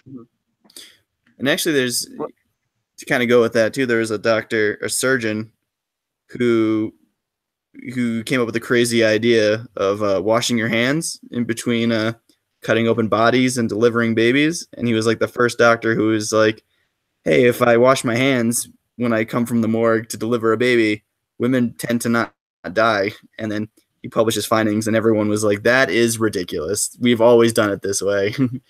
We've always come from the morgue and we deliver babies. Like, that's what we do as doctors. And he's like, yeah, but no, it works. And it took a lot longer than it should have for that to have caught on. And that's way before germ theory, I think, or anything that Pasteur did. But I know it's just pretty funny how these paradigm shifts, if one person has an idea that it just doesn't catch on right away, even if you even present data, or this is the time of data that you could use that to convince people, but even that, some people just get stuck in their ways. And yeah, I don't know if this is true or not, but I'm sure somewhere there's a guy with like an iPhone 4 that he invented in the mid 90s was going, I came up with this way before Apple, and nobody liked my idea. They all thought it was terrible. Well, do you know that Samsung tried to sue Apple they said that they stole the design from Space Odyssey for the iPad? Get out of town, really? No, I read that somewhere. I'm serious. I don't think it panned out, but it was like, yeah, they claimed that they had taken the design. Wow. Which is really crazy. Yeah, there's a lot in the film that is dated. Like a lot of the displays and things don't really look right, and right. Yeah. But there's so much that's like so right on. It's freaky. Yeah. But that's Arthur C. Clarke. I mean, he was a very, very smart guy. He was just a amazing science fiction author. And then Kubrick was just obsessed with making his films hyper realistic. Dr. Strangelove was a film that was about the Air Force, and it was about B-52s and the nuclear. It was called Dr. Strangelove, or How I Learned to Love the Atomic Bomb. Right. He made it so realistic that the Secret Service came in and interviewed him, or the investigators from the government came in and said, how do you know all this stuff? But he just thought about it real carefully and like kind of came up with it with his imagination. But they said, like, the things that you were doing were so similar to what we actually do. We thought you had access to classified information. He said, no, I just really took my time with the details. Like, he's just so meticulous with details, and every single detail has to be so thought out. And I just think it's amazing. It's an amazing visually. It's just such a stunning film. If you can take the time and pay attention to all that, it's amazing that it's 50 years ago is when that film came out. 49 years ago. Yeah, that is. Yeah, visually it just sucks you in. I was having something with I was watching it one time and I could swear I was just like watching when the spaceship is going into the pod and it's landing in that red pod. I was like, man, they're definitely just symbolizing like an egg being fertilized, right? Oh yeah, And I was absolutely. like, That was That's when one when he was on it, when he was going through the Stargate, it was certainly a sperm. Mhm. yeah, Well, the Discovery looks like a giant sperm or a it does. phallic. Yeah, it Most does. spaceships look like phallic, but it definitely looks like a sperm. It's got like the little head. Yeah, I Yeah. think the design of the spaceship, it's supposed to be fusion powered nuclear. It's supposed to be a nuclear powered spacecraft, so Mhm. they keep the engines far away from the globe. Ah, Yeah. It's supposed to be far away from radiation. Yeah, because that documentary I said, like the physicist guy was saying, like, yeah, basically how that ship was supposed to move is like they drop like little tiny atomic bombs behind it, and then just like those explosions cause it to move or something like that. So that's why you'd want to keep the end far away from it and stuff like that. But oh, wow. that's what he was saying, and I was like, okay, sure, yeah. I liked how there was one thing about the film I liked was the way that they interacted with Hal. Just kind of talking about the AI section. I don't know if it's okay to kind of switch gears, but Yeah. There's a lot there, so it's just the way that they would talk to him. Like they just talked with Hal like a conversation, and they would say things like, "Can you make it more flat?" or "Can you bring me in?" Mhm. And a lot of that stuff, or kind of mumbling things, like Dave was kind of mumbling, like rotate the pod B Mhm. and things like that. And Hal is able to just understand everything, just pick it all up. Mhm. He understands the context, he understands the inflections, and they never says like, "What was that?" Like today, even our voice recognition technology is absolutely amazing, and Mhm. it is a marvel. But it is still so far off. Like Mhm. even when I type in things into my phone and it's giving me suggestions like, did you mean barracuda? Like, no, I was trying to say the word because, like, not barracuda. Like you have no idea what any context is or any words or Mhm. any of our like Yeah. AIs that we have around the house. They're just like completely, they have no idea really what we're saying. There's no context. There's no intelligence there. But there was really intelligence there for Hal. Yeah, but that's like the goal, right? Is to eventually get all of our software to be like that, where we can basically just more or less talk to it. So, kind of like in Iron Man, where you have your own Jarvis thing where you just talk to it, and he's like, "All right, I got this Iron Man suit. Like, here we go." But Yeah. Or like Her. You guys have seen Her? I did. Yeah, or Yeah. even I They're guess dating more, their OSs. yeah, even more depressing is like when that becomes like your only. I don't even want to say human contact because it's only one human, but your only like emotional connection with stuff eventually becomes your Right. technology. You know, Right.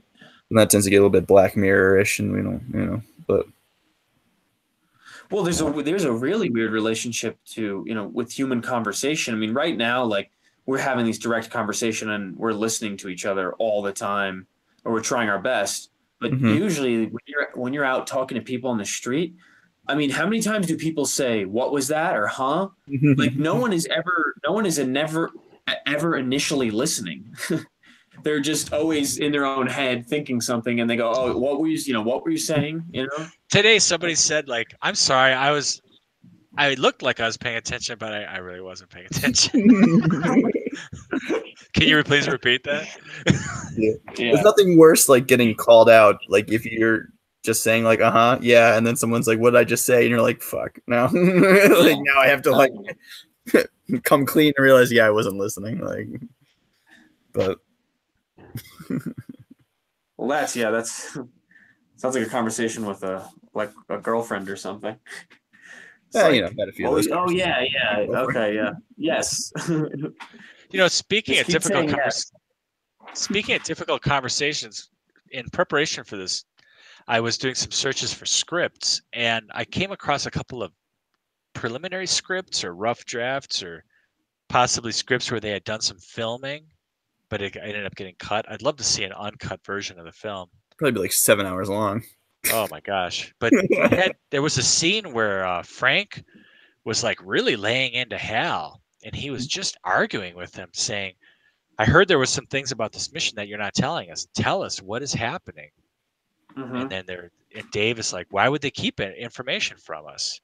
And Hal was just like, oh, I don't know, just trying to be stupid. So it's in the final cut of the film, you don't really get a feel for like why he flipped out, but I think there was the movie was already 2.5 hours long, which was it's too bad they couldn't have done like a 3-hour movie and had some of that stuff in there.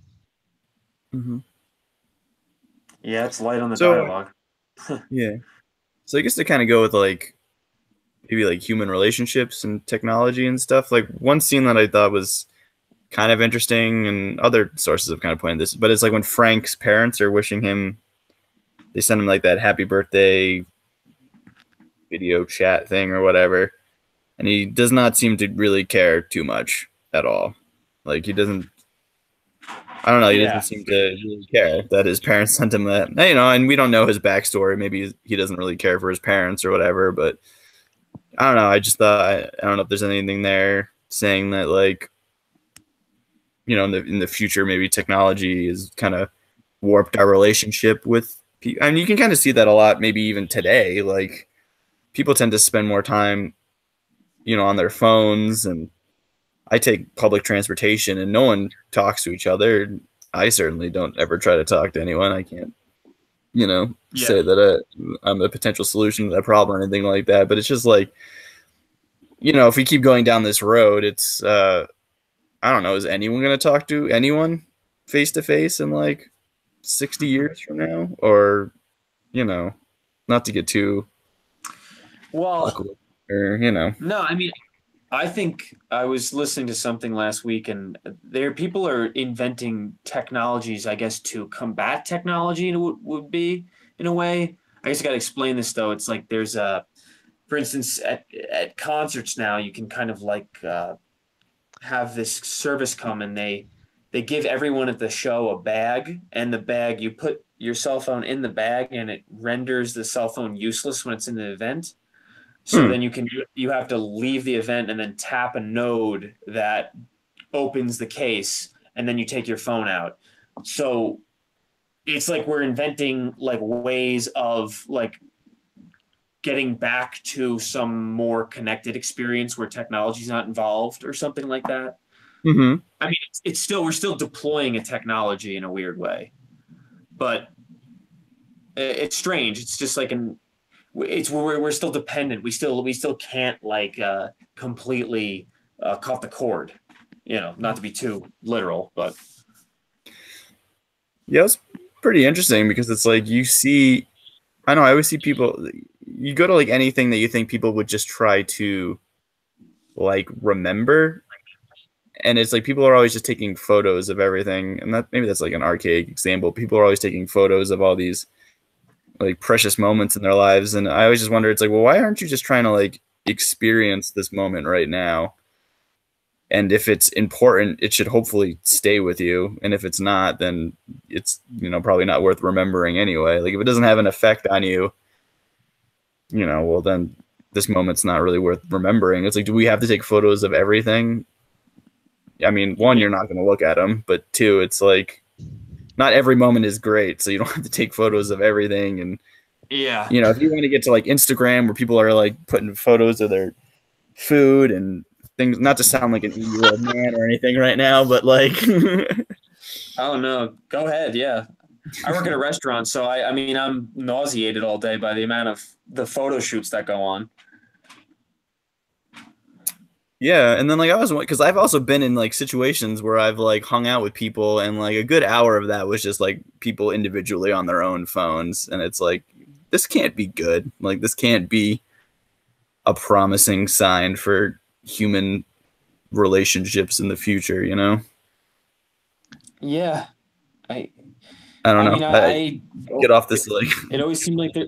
No, it's all right. It always seemed like there was a value in remembering how the event went, and like how when you're with your friends and you remember something that you did, you kind of like you you add your poetic flair to the scenario, you color it in a certain way, and it becomes kind of like a personal folklore. And where now you can just go, oh, I saw the Mona Lisa. Look, instead of Mhm. oh, I walked into the room and the Mona Lisa was there, and like the security guards were standing.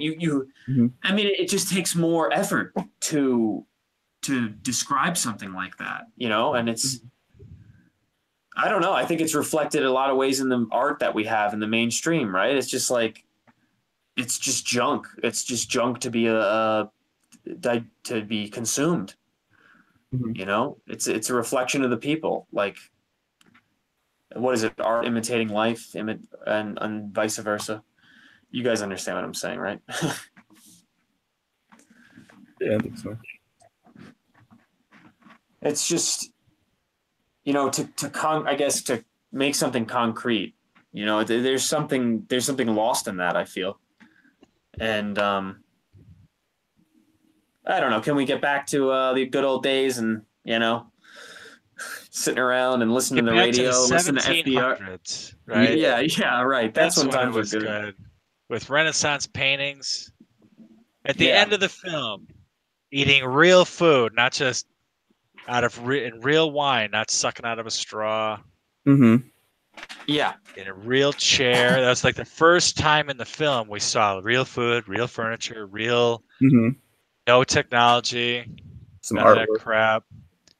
Going back to the 1700s, and then the Star Child was like this being that didn't have any technology, didn't have any computers, didn't have a spacesuit. It was able Yeah. to live in space, I guess. Yeah.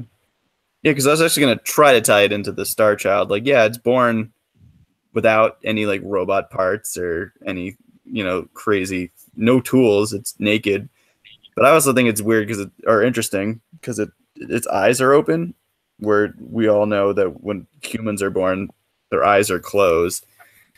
And I kept trying to rack my brain as to like what that could possibly mean, like why the next stage would be being born with your eyes open. Is it like would you have all the knowledge or insight from the previous stage, or is it just you possess a new perspective on how to view? I mean, obviously, it's only like a 5-second clip of seeing the star baby or star child, and then you just see it has its eyes open.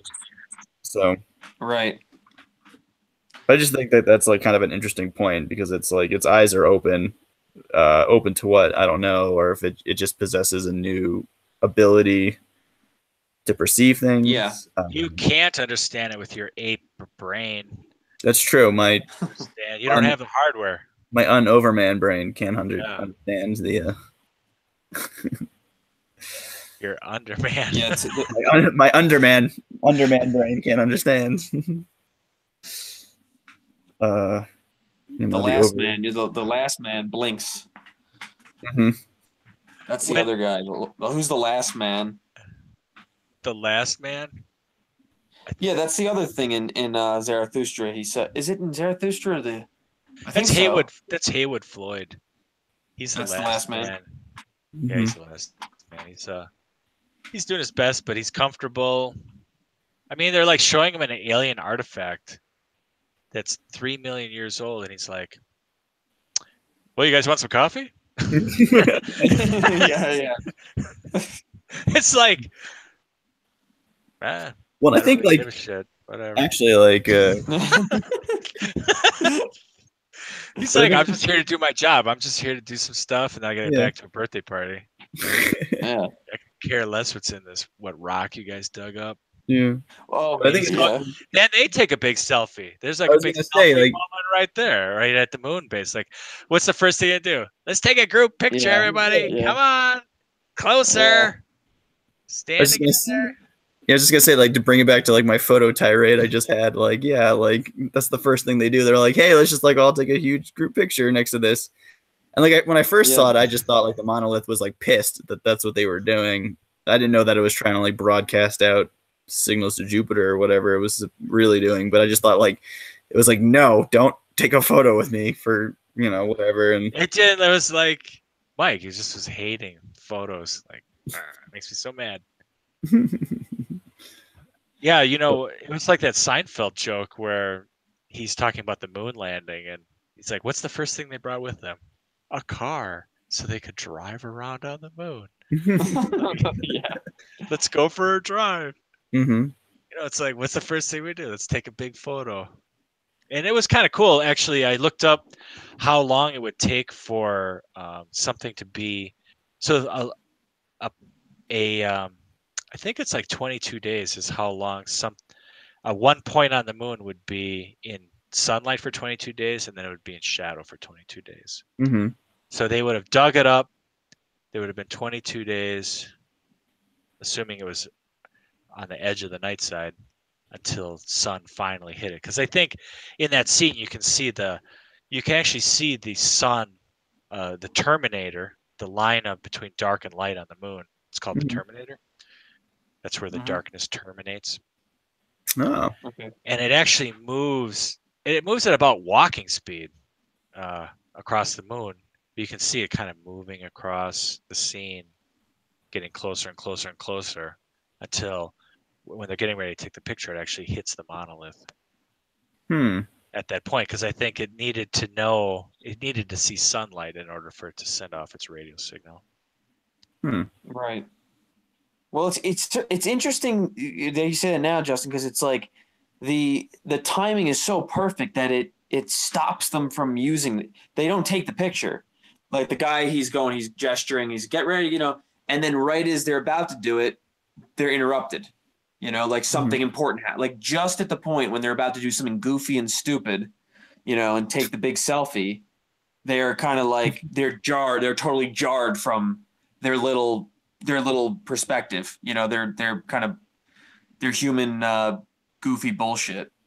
And it's like, oh, it's okay, it's serious again, Well, I would imagine that's what happened, because they all grab their heads and, it seemed like they're in a lot of discomfort. So yeah, because everything is so everything is so timing wise, it just seems so like the monolith and the intelligent race that is interacting with them is just right.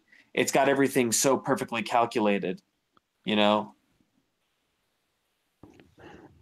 I thought it was interesting why it was like that moment.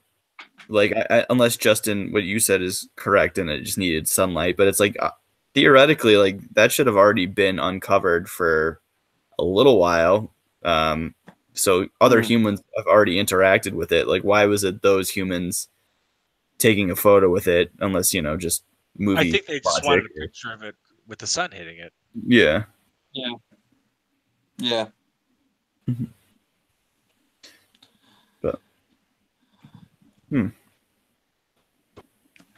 I also like the repeating of the touching of the monolith too. The apes put their hand against the monolith. Every character has to it goes back to this. I don't know what happens when a character touches the monolith.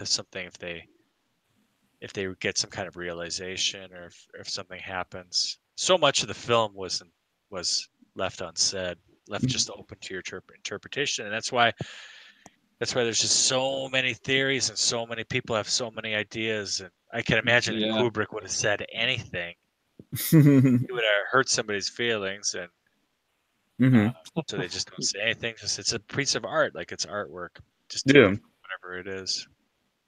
Yeah. Tremendous amount of work went into that film. I mean, the amount of detail and the amount of effort, it was just phenomenal. Yeah, I think I use it as kind of a test when I discuss movies with people. I'll eventually bring it up, and if somebody tells me they've seen it and they don't like it, I'm just like, wow, like, boy, we're gonna. I don't know if we're ever gonna really have a good conversation then, because if you're not into that, like, I don't know what to tell you, man. I had a friend of mine. He said that he saw it in the theater with his mom, when it came out in '69, and they left. They walked out. They thought they were in the wrong movie. I thought this was a space movie. Like there's a bunch of apes running around. Mm-hmm. But my suspicion is his mom probably dragged him out when the chimpanzee started beating the other one to death. That was probably like, It's like, oh Kids, no. Yeah. we're getting out of here. This is we're not watching this. This is pretty weird. Well, I appreciate. I love that when I sit down with people and I watch it for like the first time, and I feel like I'm subjecting them to it, and it's like that scene just it creates like almost just like anxiety with some people. Like, I mean, with me it does too. Like the first watch, it's like, what is happening? You Mhm. know, like why is no one saying anything? You know, just the grunting. It's like Mm-hmm. it's really puts you on edge. You know, Mhm. but it's worth the extended, you know, silent shots and, you know, classical music for sure. Mm-hmm. Yeah, you need to see the movie a couple of times. It's not something you can just see once and then appreciate. Mm-hmm. Even Clark mentioned that in an interview. Arthur Clark, he's like, if anybody understands the film with just one viewing, you're a pretty smart person, because you need to watch it a bunch of times. Even I picked up a ton this time just watching it again. Mhm. And I've seen the movie a bunch of times, and I was just amazed at how I think the pacing. You know, it was a different time. The pacing in the film was definitely slower than what modern audiences are used to, but I think it's just such a visually stunning film, and there's a lot to think about. Mhm. And I think my favorite scene though in the film is when Dave leaves Discovery in the pod for the last time, and there's the shot with Jupiter and Discovery and the monolith, and you can see the crescent illumination of Discovery and Jupiter, and I just thought, God, this like space is so beautiful. Like this is Mhm. so cool. Yeah. Well, that's like I said at the very beginning. That's something I just kind of enjoy. Like even like I guess like the slow or moments, just like I was saying earlier, just watching the spaceships to like the Blue Danube by Johann Strauss, just watching them float around and slowly watching spaceships dock, and especially near the end, like you were saying, Justin, like all the planets, and I think like because like I think what maybe Kubrick is trying to do is just like show us like, yeah, look at how beautiful space is. Too bad no one in the movie really appreciates it. Maybe Dave does Yeah. at the end, but like none of the other people notice it, like that are actually in the movie itself. So, but like look at how awesome it is, and it's like slow moving majesty. Well, it's the hedonic treadmill. You just get used to it, and it just becomes the new standard. And The hedonic treadmill. It's a good name for a band. the hedonic treadmill. Yeah. Yeah. But, Well, what do you so think, guys? Do you think that wraps up the is discussion? that it? Sure. Did we talk about everything we wanted to talk about? I think so. I think for the most part. Do you think this is going to save? God, I hope it does. Yeah, it'll save. I think it will. Cool. I think it will. So, Alright. were you gonna try to edit the trial discussion, Mike? And Yeah, I could try. I mean, I gotta take Michael's voice out because his microphone is just not good, man. Mhm. So I don't know, but I think we And, could do a redo of that discussion if we really wanted to. yeah, we could do that too. Sure. it seems like Michael doesn't has got other stuff going on. So, It does. It appears that way. do you want Um, to try to get other people, or I know there's that You other know, kid. yeah, some guy emailed me. I really like the girl Jen. I feel like she's got a lot of good input. I don't know if how much she likes movies, but she gave us a nice compliment. So Jennifer Tejada. yeah, Yeah, I mean, I mentioned that I was in this group, and I was like, we meet fairly regularly. I don't know, she didn't express too much interest in it, but okay, you can float it by again next time. yeah. we So talk about what's Floyd, what's but some of our next movies? it's not always the hardest decision. It's the hardest part for sure. Hmm. I don't think we have to go back and look at the trial. The trial was kind of, I don't know. I watched it again. That movie was so freaking weird. Yeah, I think It it was really just is. weird for me to ever really get like a coherent anything really intelligent to say about it because it was just so weird. This movie had like a plot. I mean, there was seriously a beginning, Yeah. like a nice thing, a nice resolution, nice ending. Hmm. That's a movie. Yeah. Damn, that's a good movie too. Hmm. Yeah, because there's just so many times I was just caught myself just thinking of like, oh, what is, what is how conscious is he not? Blah blah blah blah blah, and I was just like, my mind would just wander off on thinking of things. Whereas I never really had that with the trial. I don't know. Also, I just think the trial, I don't know, just made me slightly uncomfortable watching it, and I think maybe that's kind of part of the point. But like, Oh, sure. like I don't Yeah, know, that like it was. like maybe just uncomfortable. So like, whenever I thought of it afterwards, I was like, I don't really want to think about it. Like, maybe that Yeah. was the point, but yeah. But Yeah, it's really so ridiculous. Like, it's up there with like Lynch movies, like David Lynch movies, like Eraserhead or something, where I think Justin, you've probably seen. Ray, have you seen Eraserhead? no, I haven't seen any David Lynch movies. Yeah, I got sucked into that one time on Halloween. It was like I'd seen it before, but Jesus, we watched on Halloween, and something about the atmosphere, it was just like I just felt disturbed. Like, that would be an interesting movie to watch, but I Mhm. don't know. I don't know how much philosophical content is there. That is just a shit show.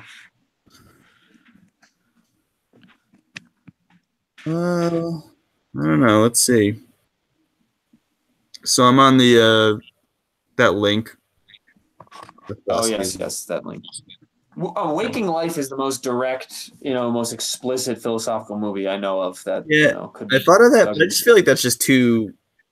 I don't know. That's just too philosophical. Like that's just like a dude listening to philosophers talk at him. Like Yeah, I like some movies that at least have some interpretation that you can, or at least stuff you can try to draw philosophical content out of. sure. Instead of one where it's just like, here's what Bob Solomon has to say about blah blah blah blah blah, and then you're like, Right, okay, right. well, Um, I feel like there's not much for a some of his other, podcast there. You just be like, yeah, just go watch Waking Life or Philosophy. right. Some of his other movies are Richard Linklater are pretty good. Like Scanner Darkly is pretty interesting. Mm-hmm. Um, something like Minority Report, that whole thing. Like Philip K. Dick is just really has some weird ideas that have a lot of philosophy loaded into them. What do you? Hey, the Yeah, PEL dudes did Blade Runner. Did you see that? yeah, I yeah. did. I haven't actually seen Blade Runner because I don't watch movies generally, so I haven't seen Blade Runner, and I didn't listen to it because I didn't want to spoil anything for myself, even though I more or less kind of know how it ends. But Have you seen the original Blade Runner? no, I haven't seen any of the Blade Runners. The new one, the original. I haven't read Do Androids Dream of Electric Sheep. I haven't done any of that. So I love the first Blade Runner. mhm, I really like that movie. mhm. The first one. Well, yeah. I was trying to come up with like an analogy Mhm. between Do Androids Dream and Blade Runner. It's like just two totally unrelated things. Mhm. Yeah, they take like if Blade Runner, if Do Androids Dream of Electric Sheep is like this melon, then the movie Blade Runner, they cut the melon in half, they scoop out everything inside of it, throw all that away, and then they fill it up with a different fruit like cantaloupe. That's what they do. Yeah, they're Wow, that totally sounds different, but terrible. Yeah. you don't even need to read the book. The book doesn't even make any sense. So Huh. Phil wrote those when he was high on drugs. I mean, he was taking speed. I've Yeah. read quite a few of his books, and the plot lines. In fact, characters and there's two novels that actually have sections copied into each other. What? They're exactly the same. Yeah. Yeah, he was just really high all the time. If he wouldn't have been doing drugs, I You can read only. Valis? Yeah. Yeah, that would. Yeah, that's to me. Like my friend suggested that to me, and I read, it and I was like, "Wow, this is out there. Holy shit!" Yeah, I'm a huge PKD fan. I love Philip, but some of that Yeah. stuff, man, is totally difficult to read. But the new movie, Blade Runner 2047 or 2049 or whatever it is, actually has more in common with the novel than the first one. Oh yeah. Yeah, because of their. Have you seen the new Blade Runner? I have. Yeah, I've seen it. Yeah, where he goes outside of the city. There's like that exclusion zone, where Right. there's all this destruction. It's like a destroyed section of the city. Well, that was out of Yeah. that was out of the novel. The novel had new cities kind of built in the ashes of the old cities, and the old cities were still there. You could go to them. They were just dangerous to go to. But yeah, Okay. they're terrific. Yeah, we could do that. We could even do a Blade Runner, part one. That'd be kind of cool. Yeah. We could do the original Blade Runner. That movie is fantastic. I mean, it's a fantastic movie. Ridley Scott directed that one, and Ridley Scott directed the remake. Hmm. In fact, Ridley Scott gave up his spot to direct Alien Covenant in order to do the Blade Runner remix, the Blade Runner remake. Hmm. But I like it when we go back and watch the really old movies, like something like Bicycle Thieves from like 1949, or M 1931, or Seven. I don't know if Seven Samurais from 1956 is a good movie. That it has 100% on Rotten Tomatoes. 100%. A masterpiece. Akira Kurosawa's masterpiece. Seven Samurai is an epic adventure with a engrossing story, memorable characters, and stunning action sequences, making it the most influential movie ever made. Hmm. Oh yeah, that sounds pretty good. Yeah. I just kind of picked it at random, but Kurosawa's epic tale concerns honor and duty during a time when the old traditional order is breaking down. The film opens with a master samurai posing as a monk to save a kidnapped farmer's child. Impressed by his selflessness and bravery, a group of farmers begs him to defend their terrorized village from bandits. Yeah, I don't know if it's any good. I just kind of threw it out there. It had 100% on Rotten. I'm on Rotten Tomatoes. Hmm. Bicycle Thieves is supposed to be a really good movie. That one has a 98%. Mm-hmm. That's another classic. Then you guys seen Ikiru by Akira Kurosawa? No. Nope. No. It was just about it's like a old Japanese bureaucrat basically finds out like he's dying, and then he tries to like figure out what he should really do after that. Like how he should really live his life after he finds out he's dying and stuff like that. That's a pretty good movie. It's rather lengthy, but I enjoyed that. Ikiru. That's the only Akira Kurosawa movie I've seen. I'm always open to watching more of his stuff, though, because I really liked Ikiru. Okay. Mm-hmm. Yeah, it's 2 hours and 23 minutes. It's not that bad. He only wrote Akira. He didn't direct it. Oh, he didn't direct it?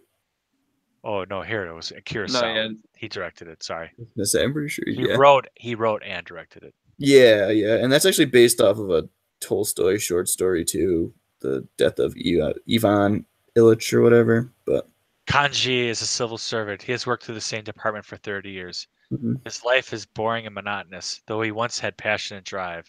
Then one day he discovers that he has stomach cancer and less than a year to live. After the initial depression, he sets about living for the first time in 20 years. Mm-hmm.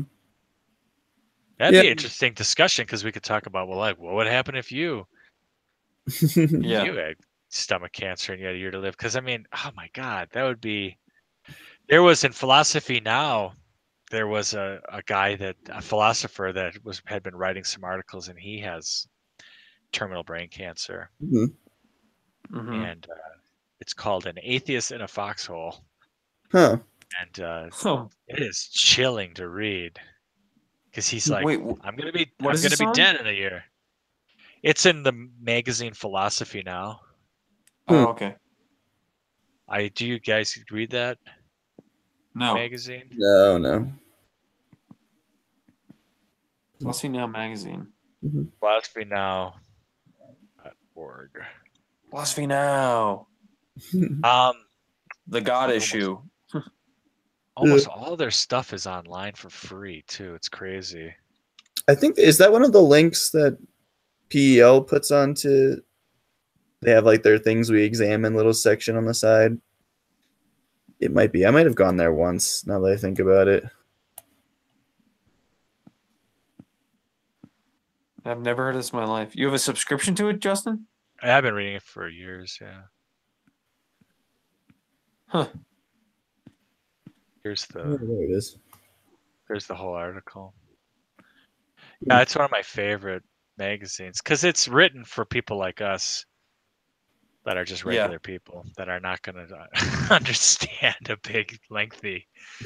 I don't have the patience. I honestly don't really have the patience to read a primary source. I've never taken a philosophy class. I'm not a philosopher. Mm-hmm. I'm an engineer. So I try to read the primary sources. Like I can read some Nietzsche, but man, Wittgenstein and stuff like that. Holy macaroni.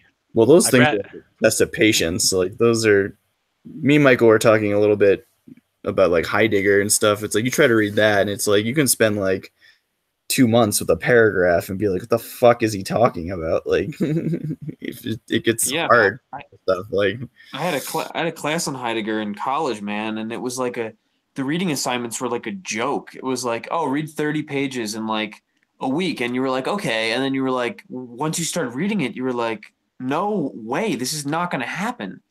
Like I have no idea what this man's talking about. Like it was so bizarre. It's the most bizarre experience. Justin, I don't know if you've ever read Heidegger, but it is extremely bizarre. That's just like, I mean, Jesus Christ, the guy became a fucking Nazi. You know, it's weird. Like he's clearly something was going on up there. I don't know. He was disturbed. He must have been on the spectrum or something because it was like a totally different way of thinking about stuff. But then, like you mentioned, we talk about Heidegger, but like because then I was also like super convinced I was going to try to read Being and Time, and so then I even went on to like Hubert Dreyfus, who's like the big American scholar on Heidegger, and like I actually looked at his syllabus for the course he was teaching because he has like a podcast course that corresponds with it, and his reading assignments were like 2 pages. It was like from one week to the next, it was like 2 pages of Being in Time. It's like, this is what we're going to talk about in the next class for an hour and a half. It's just like 2 pages. Right. 30 pages of Heidegger. That's like a semester, basically. I mean, and that's only division 1. That's only division 1 that he was. Yeah, he died a year ago. Dreyfus. Oh, it's too bad, man. I listened to a lot of his lectures on that and on Dostoevsky. Mm-hmm. Yeah. Yeah, it was kind of bummed they were good that he died because I was like, oh, maybe I'll see a lecture by his at some point. But then he found out he died, and I was like, oh, that sucks. Like, but yeah, I'd like to watch Akira. That's a movie I would never normally watch, and I have it in my movie collection too. Yeah. All right. Well, we can do that. Anyone has any other options? And can we read this other article too as like reading material? It's super short. Yeah, we can do that. And if you also want to read, I don't know how too relevant it is, but The Death of Ivan Ilyich, that's what Akira was based off of, because I think Kurosawa liked to base a lot of his movies off of like Russian novels. Like I think Seven Samurai is based off of some Russian novel or something like that. That'd be awesome. I love reading Russian novels. Well, Death of Ivan Ilyich is just a short story, so it's actually not that long either. It's like 30 pages or whatever. By novel, I mean novella. I'm not reading a novel. No, we're not going to read 1,000 pages for I liked Crime and Punishment. I liked that quite a bit. That was really good. Relatively short. Yeah. That was nice. That's about the limit, though, for me. I'm not doing War and Peace or anything like that. Oh, my God. Yeah. Yeah, this is good because this is... I liked it when we... like an 8.3 on IMDb. Like I'll watch Seven Samurais on my own, but I like watching stuff that I normally wouldn't watch. I've always been interested in watching Seven Samurai, so we can always do that at some other point too. Yeah. Yeah, we can go out. We can also explore more of Bergman's films too. There seems to be a lot there. Oh man, yeah, he's great. And what's the other guy? Tarkovsky is a Russian filmmaker. Oh yeah. Solaris. Mm-hmm. My God. That's really weird stuff. So I have a really good book about Solaris, written by Geoff Dyer. Yeah. It's called I think it's called the. Let me go get it. Hang on. All right.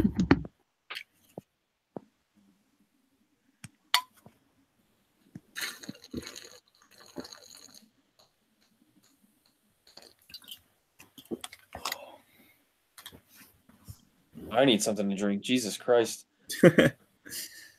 So like I was saying, I was trying to read Being in Time. So if you actually read basic, okay, never mind. Jeffrey Zona. Okay. This is cool. Geoff is one of my favorite. He writes for Harper's.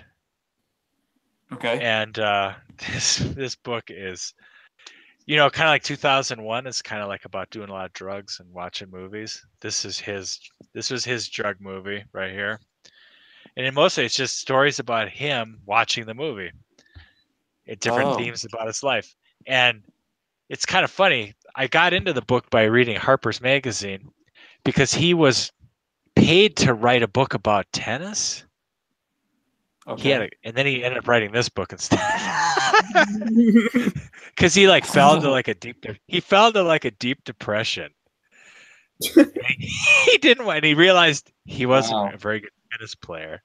So he decided, I'll just sit at home, do like a blow by blow of a movie that has no action in it at all, and a science fiction movie that has no special effects. And he does it. He goes scene by scene, and he talks about his reminiscing about the zone and about the stalker, and it's definitely about getting drunk, almost having a three-way, doing all this stuff. It's a hilarious book. He's really funny. He's actually a really good writer. I really was very entertained by it. Can't recommend it enough. Zona. If you're a fan of the movie, or even if you just have memories of watching the movie that you'd like to talk about. But yeah, 2001 was kind of like that too. I mean, that was a movie where I don't want to go into detail, but definitely had some experiences watching the film that I don't remember much of, but it was I mean, it was obviously a movie for people that wanted to try to expand their mind, expand their consciousness. Yeah. Zona, Solaris is like that too. Have you read the source material that was based off of? No. Roadside Picnic is the name of it, and it's actually available online for free. But it's written by these two brothers. But Roadside Picnic. Man, if you think the movie was weird, you ain't seen nothing yet till you read the novella that it was based off of, Roadside Picnic. That is freaking nuts. It is crazy. It has so many wild ideas in it. But basically the idea is these aliens came to Earth. They had a little roadside picnic. They left some of their garbage behind, like some cans and some trash. Yeah. And then they left. The cans and the trash are so freaking dangerous, and we have no idea what they do. They're so beyond our understanding that they can be turned into weapons, that they cause people to become raised from the dead. They change time. It's the technology is so beyond our understanding. It's like giving nuclear weapons to like chimpanzees, basically. That's their Pepsi cans, basically. It's basically their garbage. They just forgot. How are their weapons They just didn't clean up. They don't even care. They're just like, we don't even know. Like it'd be like ants finding trash, but being able to somehow harness their power. Yeah, it's crazy. It was a neat thing. There was a lot of that stuff though. I mean, in the '60s, a lot of that science fiction was really speculative stuff, like real big idea type of stuff. I don't know what passes for science fiction nowadays. Captain America and Ant-Man and all that other stuff. I guess that it's not science fiction unless you're getting sprayed with machine gun bullets every 5 minutes. Yeah. Certainly not a film like 2001. Although Interstellar, I cranked up Interstellar immediately after watching 2001. And Interstellar is basically kind of a remake, in my opinion, of that movie. A modern retelling of a story, but adding in more elements, adding more of a coherent plot. And not trying to tell such a grandiose story, but it's pretty cool. I think Interstellar was pretty wild. But there was similarities because there was things going on like in that last scene in 2001 where like time didn't seem to be passing the same way. Like he seemed to be aging very rapidly, or what was going on. So there was elements of that in Interstellar, of course. Did you guys see Interstellar? Yeah. Yes. I don't remember it too well, but I know at the end it's like he's like stuck behind the bookcase that like his daughter like when his daughter was young, and that like that's how he gives her the code to save humanity or something like that. Like it's like a time loop or something. But yeah, he's stuck in another dimension. Yeah. I've only seen it once. Same. Once or twice. I never went back and really watched it. So yeah, and the first time I watched it, I didn't spend a whole lot of time thinking about it or anything. But so, all right, so we want to do Ikiru then with this article. Sure. Okay. Sounds good. Cool. Awesome. Do we want to set a date now so we don't play the can we do this time thing or whatever, or do we still want to take it? Yeah, I don't know. It doesn't matter to me. Or do we want to at least have like we did that last time where we like, in a month's time or whatever, but I don't know. We can do it. I think Wednesdays work out good for me. Wednesday nights. Yeah. Do a Wednesday. Yeah. I mean, 2 weeks Wednesday. Mm-hmm.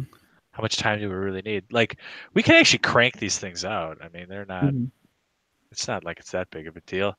Otherwise, 2 or 3 weeks. Or a month, or once a month. Next on the 7th. Yeah, you want to do like the 28th or March 7th? We could probably do that. I mean, I've already seen it once, so that helps me a little bit, but I'm going to definitely rewatch it. So I also really liked when we started like chatting about things online, like I really didn't have much to say about 2001. And then it kind of like, once we started discussing it, it kind of like, oh, this is like a lot. Like I started getting a lot more ideas. Yeah, I think that's a good thing to do a few days before the talks. So we at least can like start bouncing ideas off, but then also getting like grand themes we want to at least hit, or grand themes to kind of move the discussion along. So, all right, you guys, I got to get going. I got to go. I'm going to hit stop broadcast, and what's going to happen then? Yeah, it should just, when you go back to your library and you go to My Videos, it should be uploaded there. It'll show like a screenshot of us with the little tiles of our faces, and it should be available. All right. Cool. Okay. All right, guys. I'll see you later. Then I'll send it to you. I'll put it in the chat window. See you later. Bye. Bye-bye.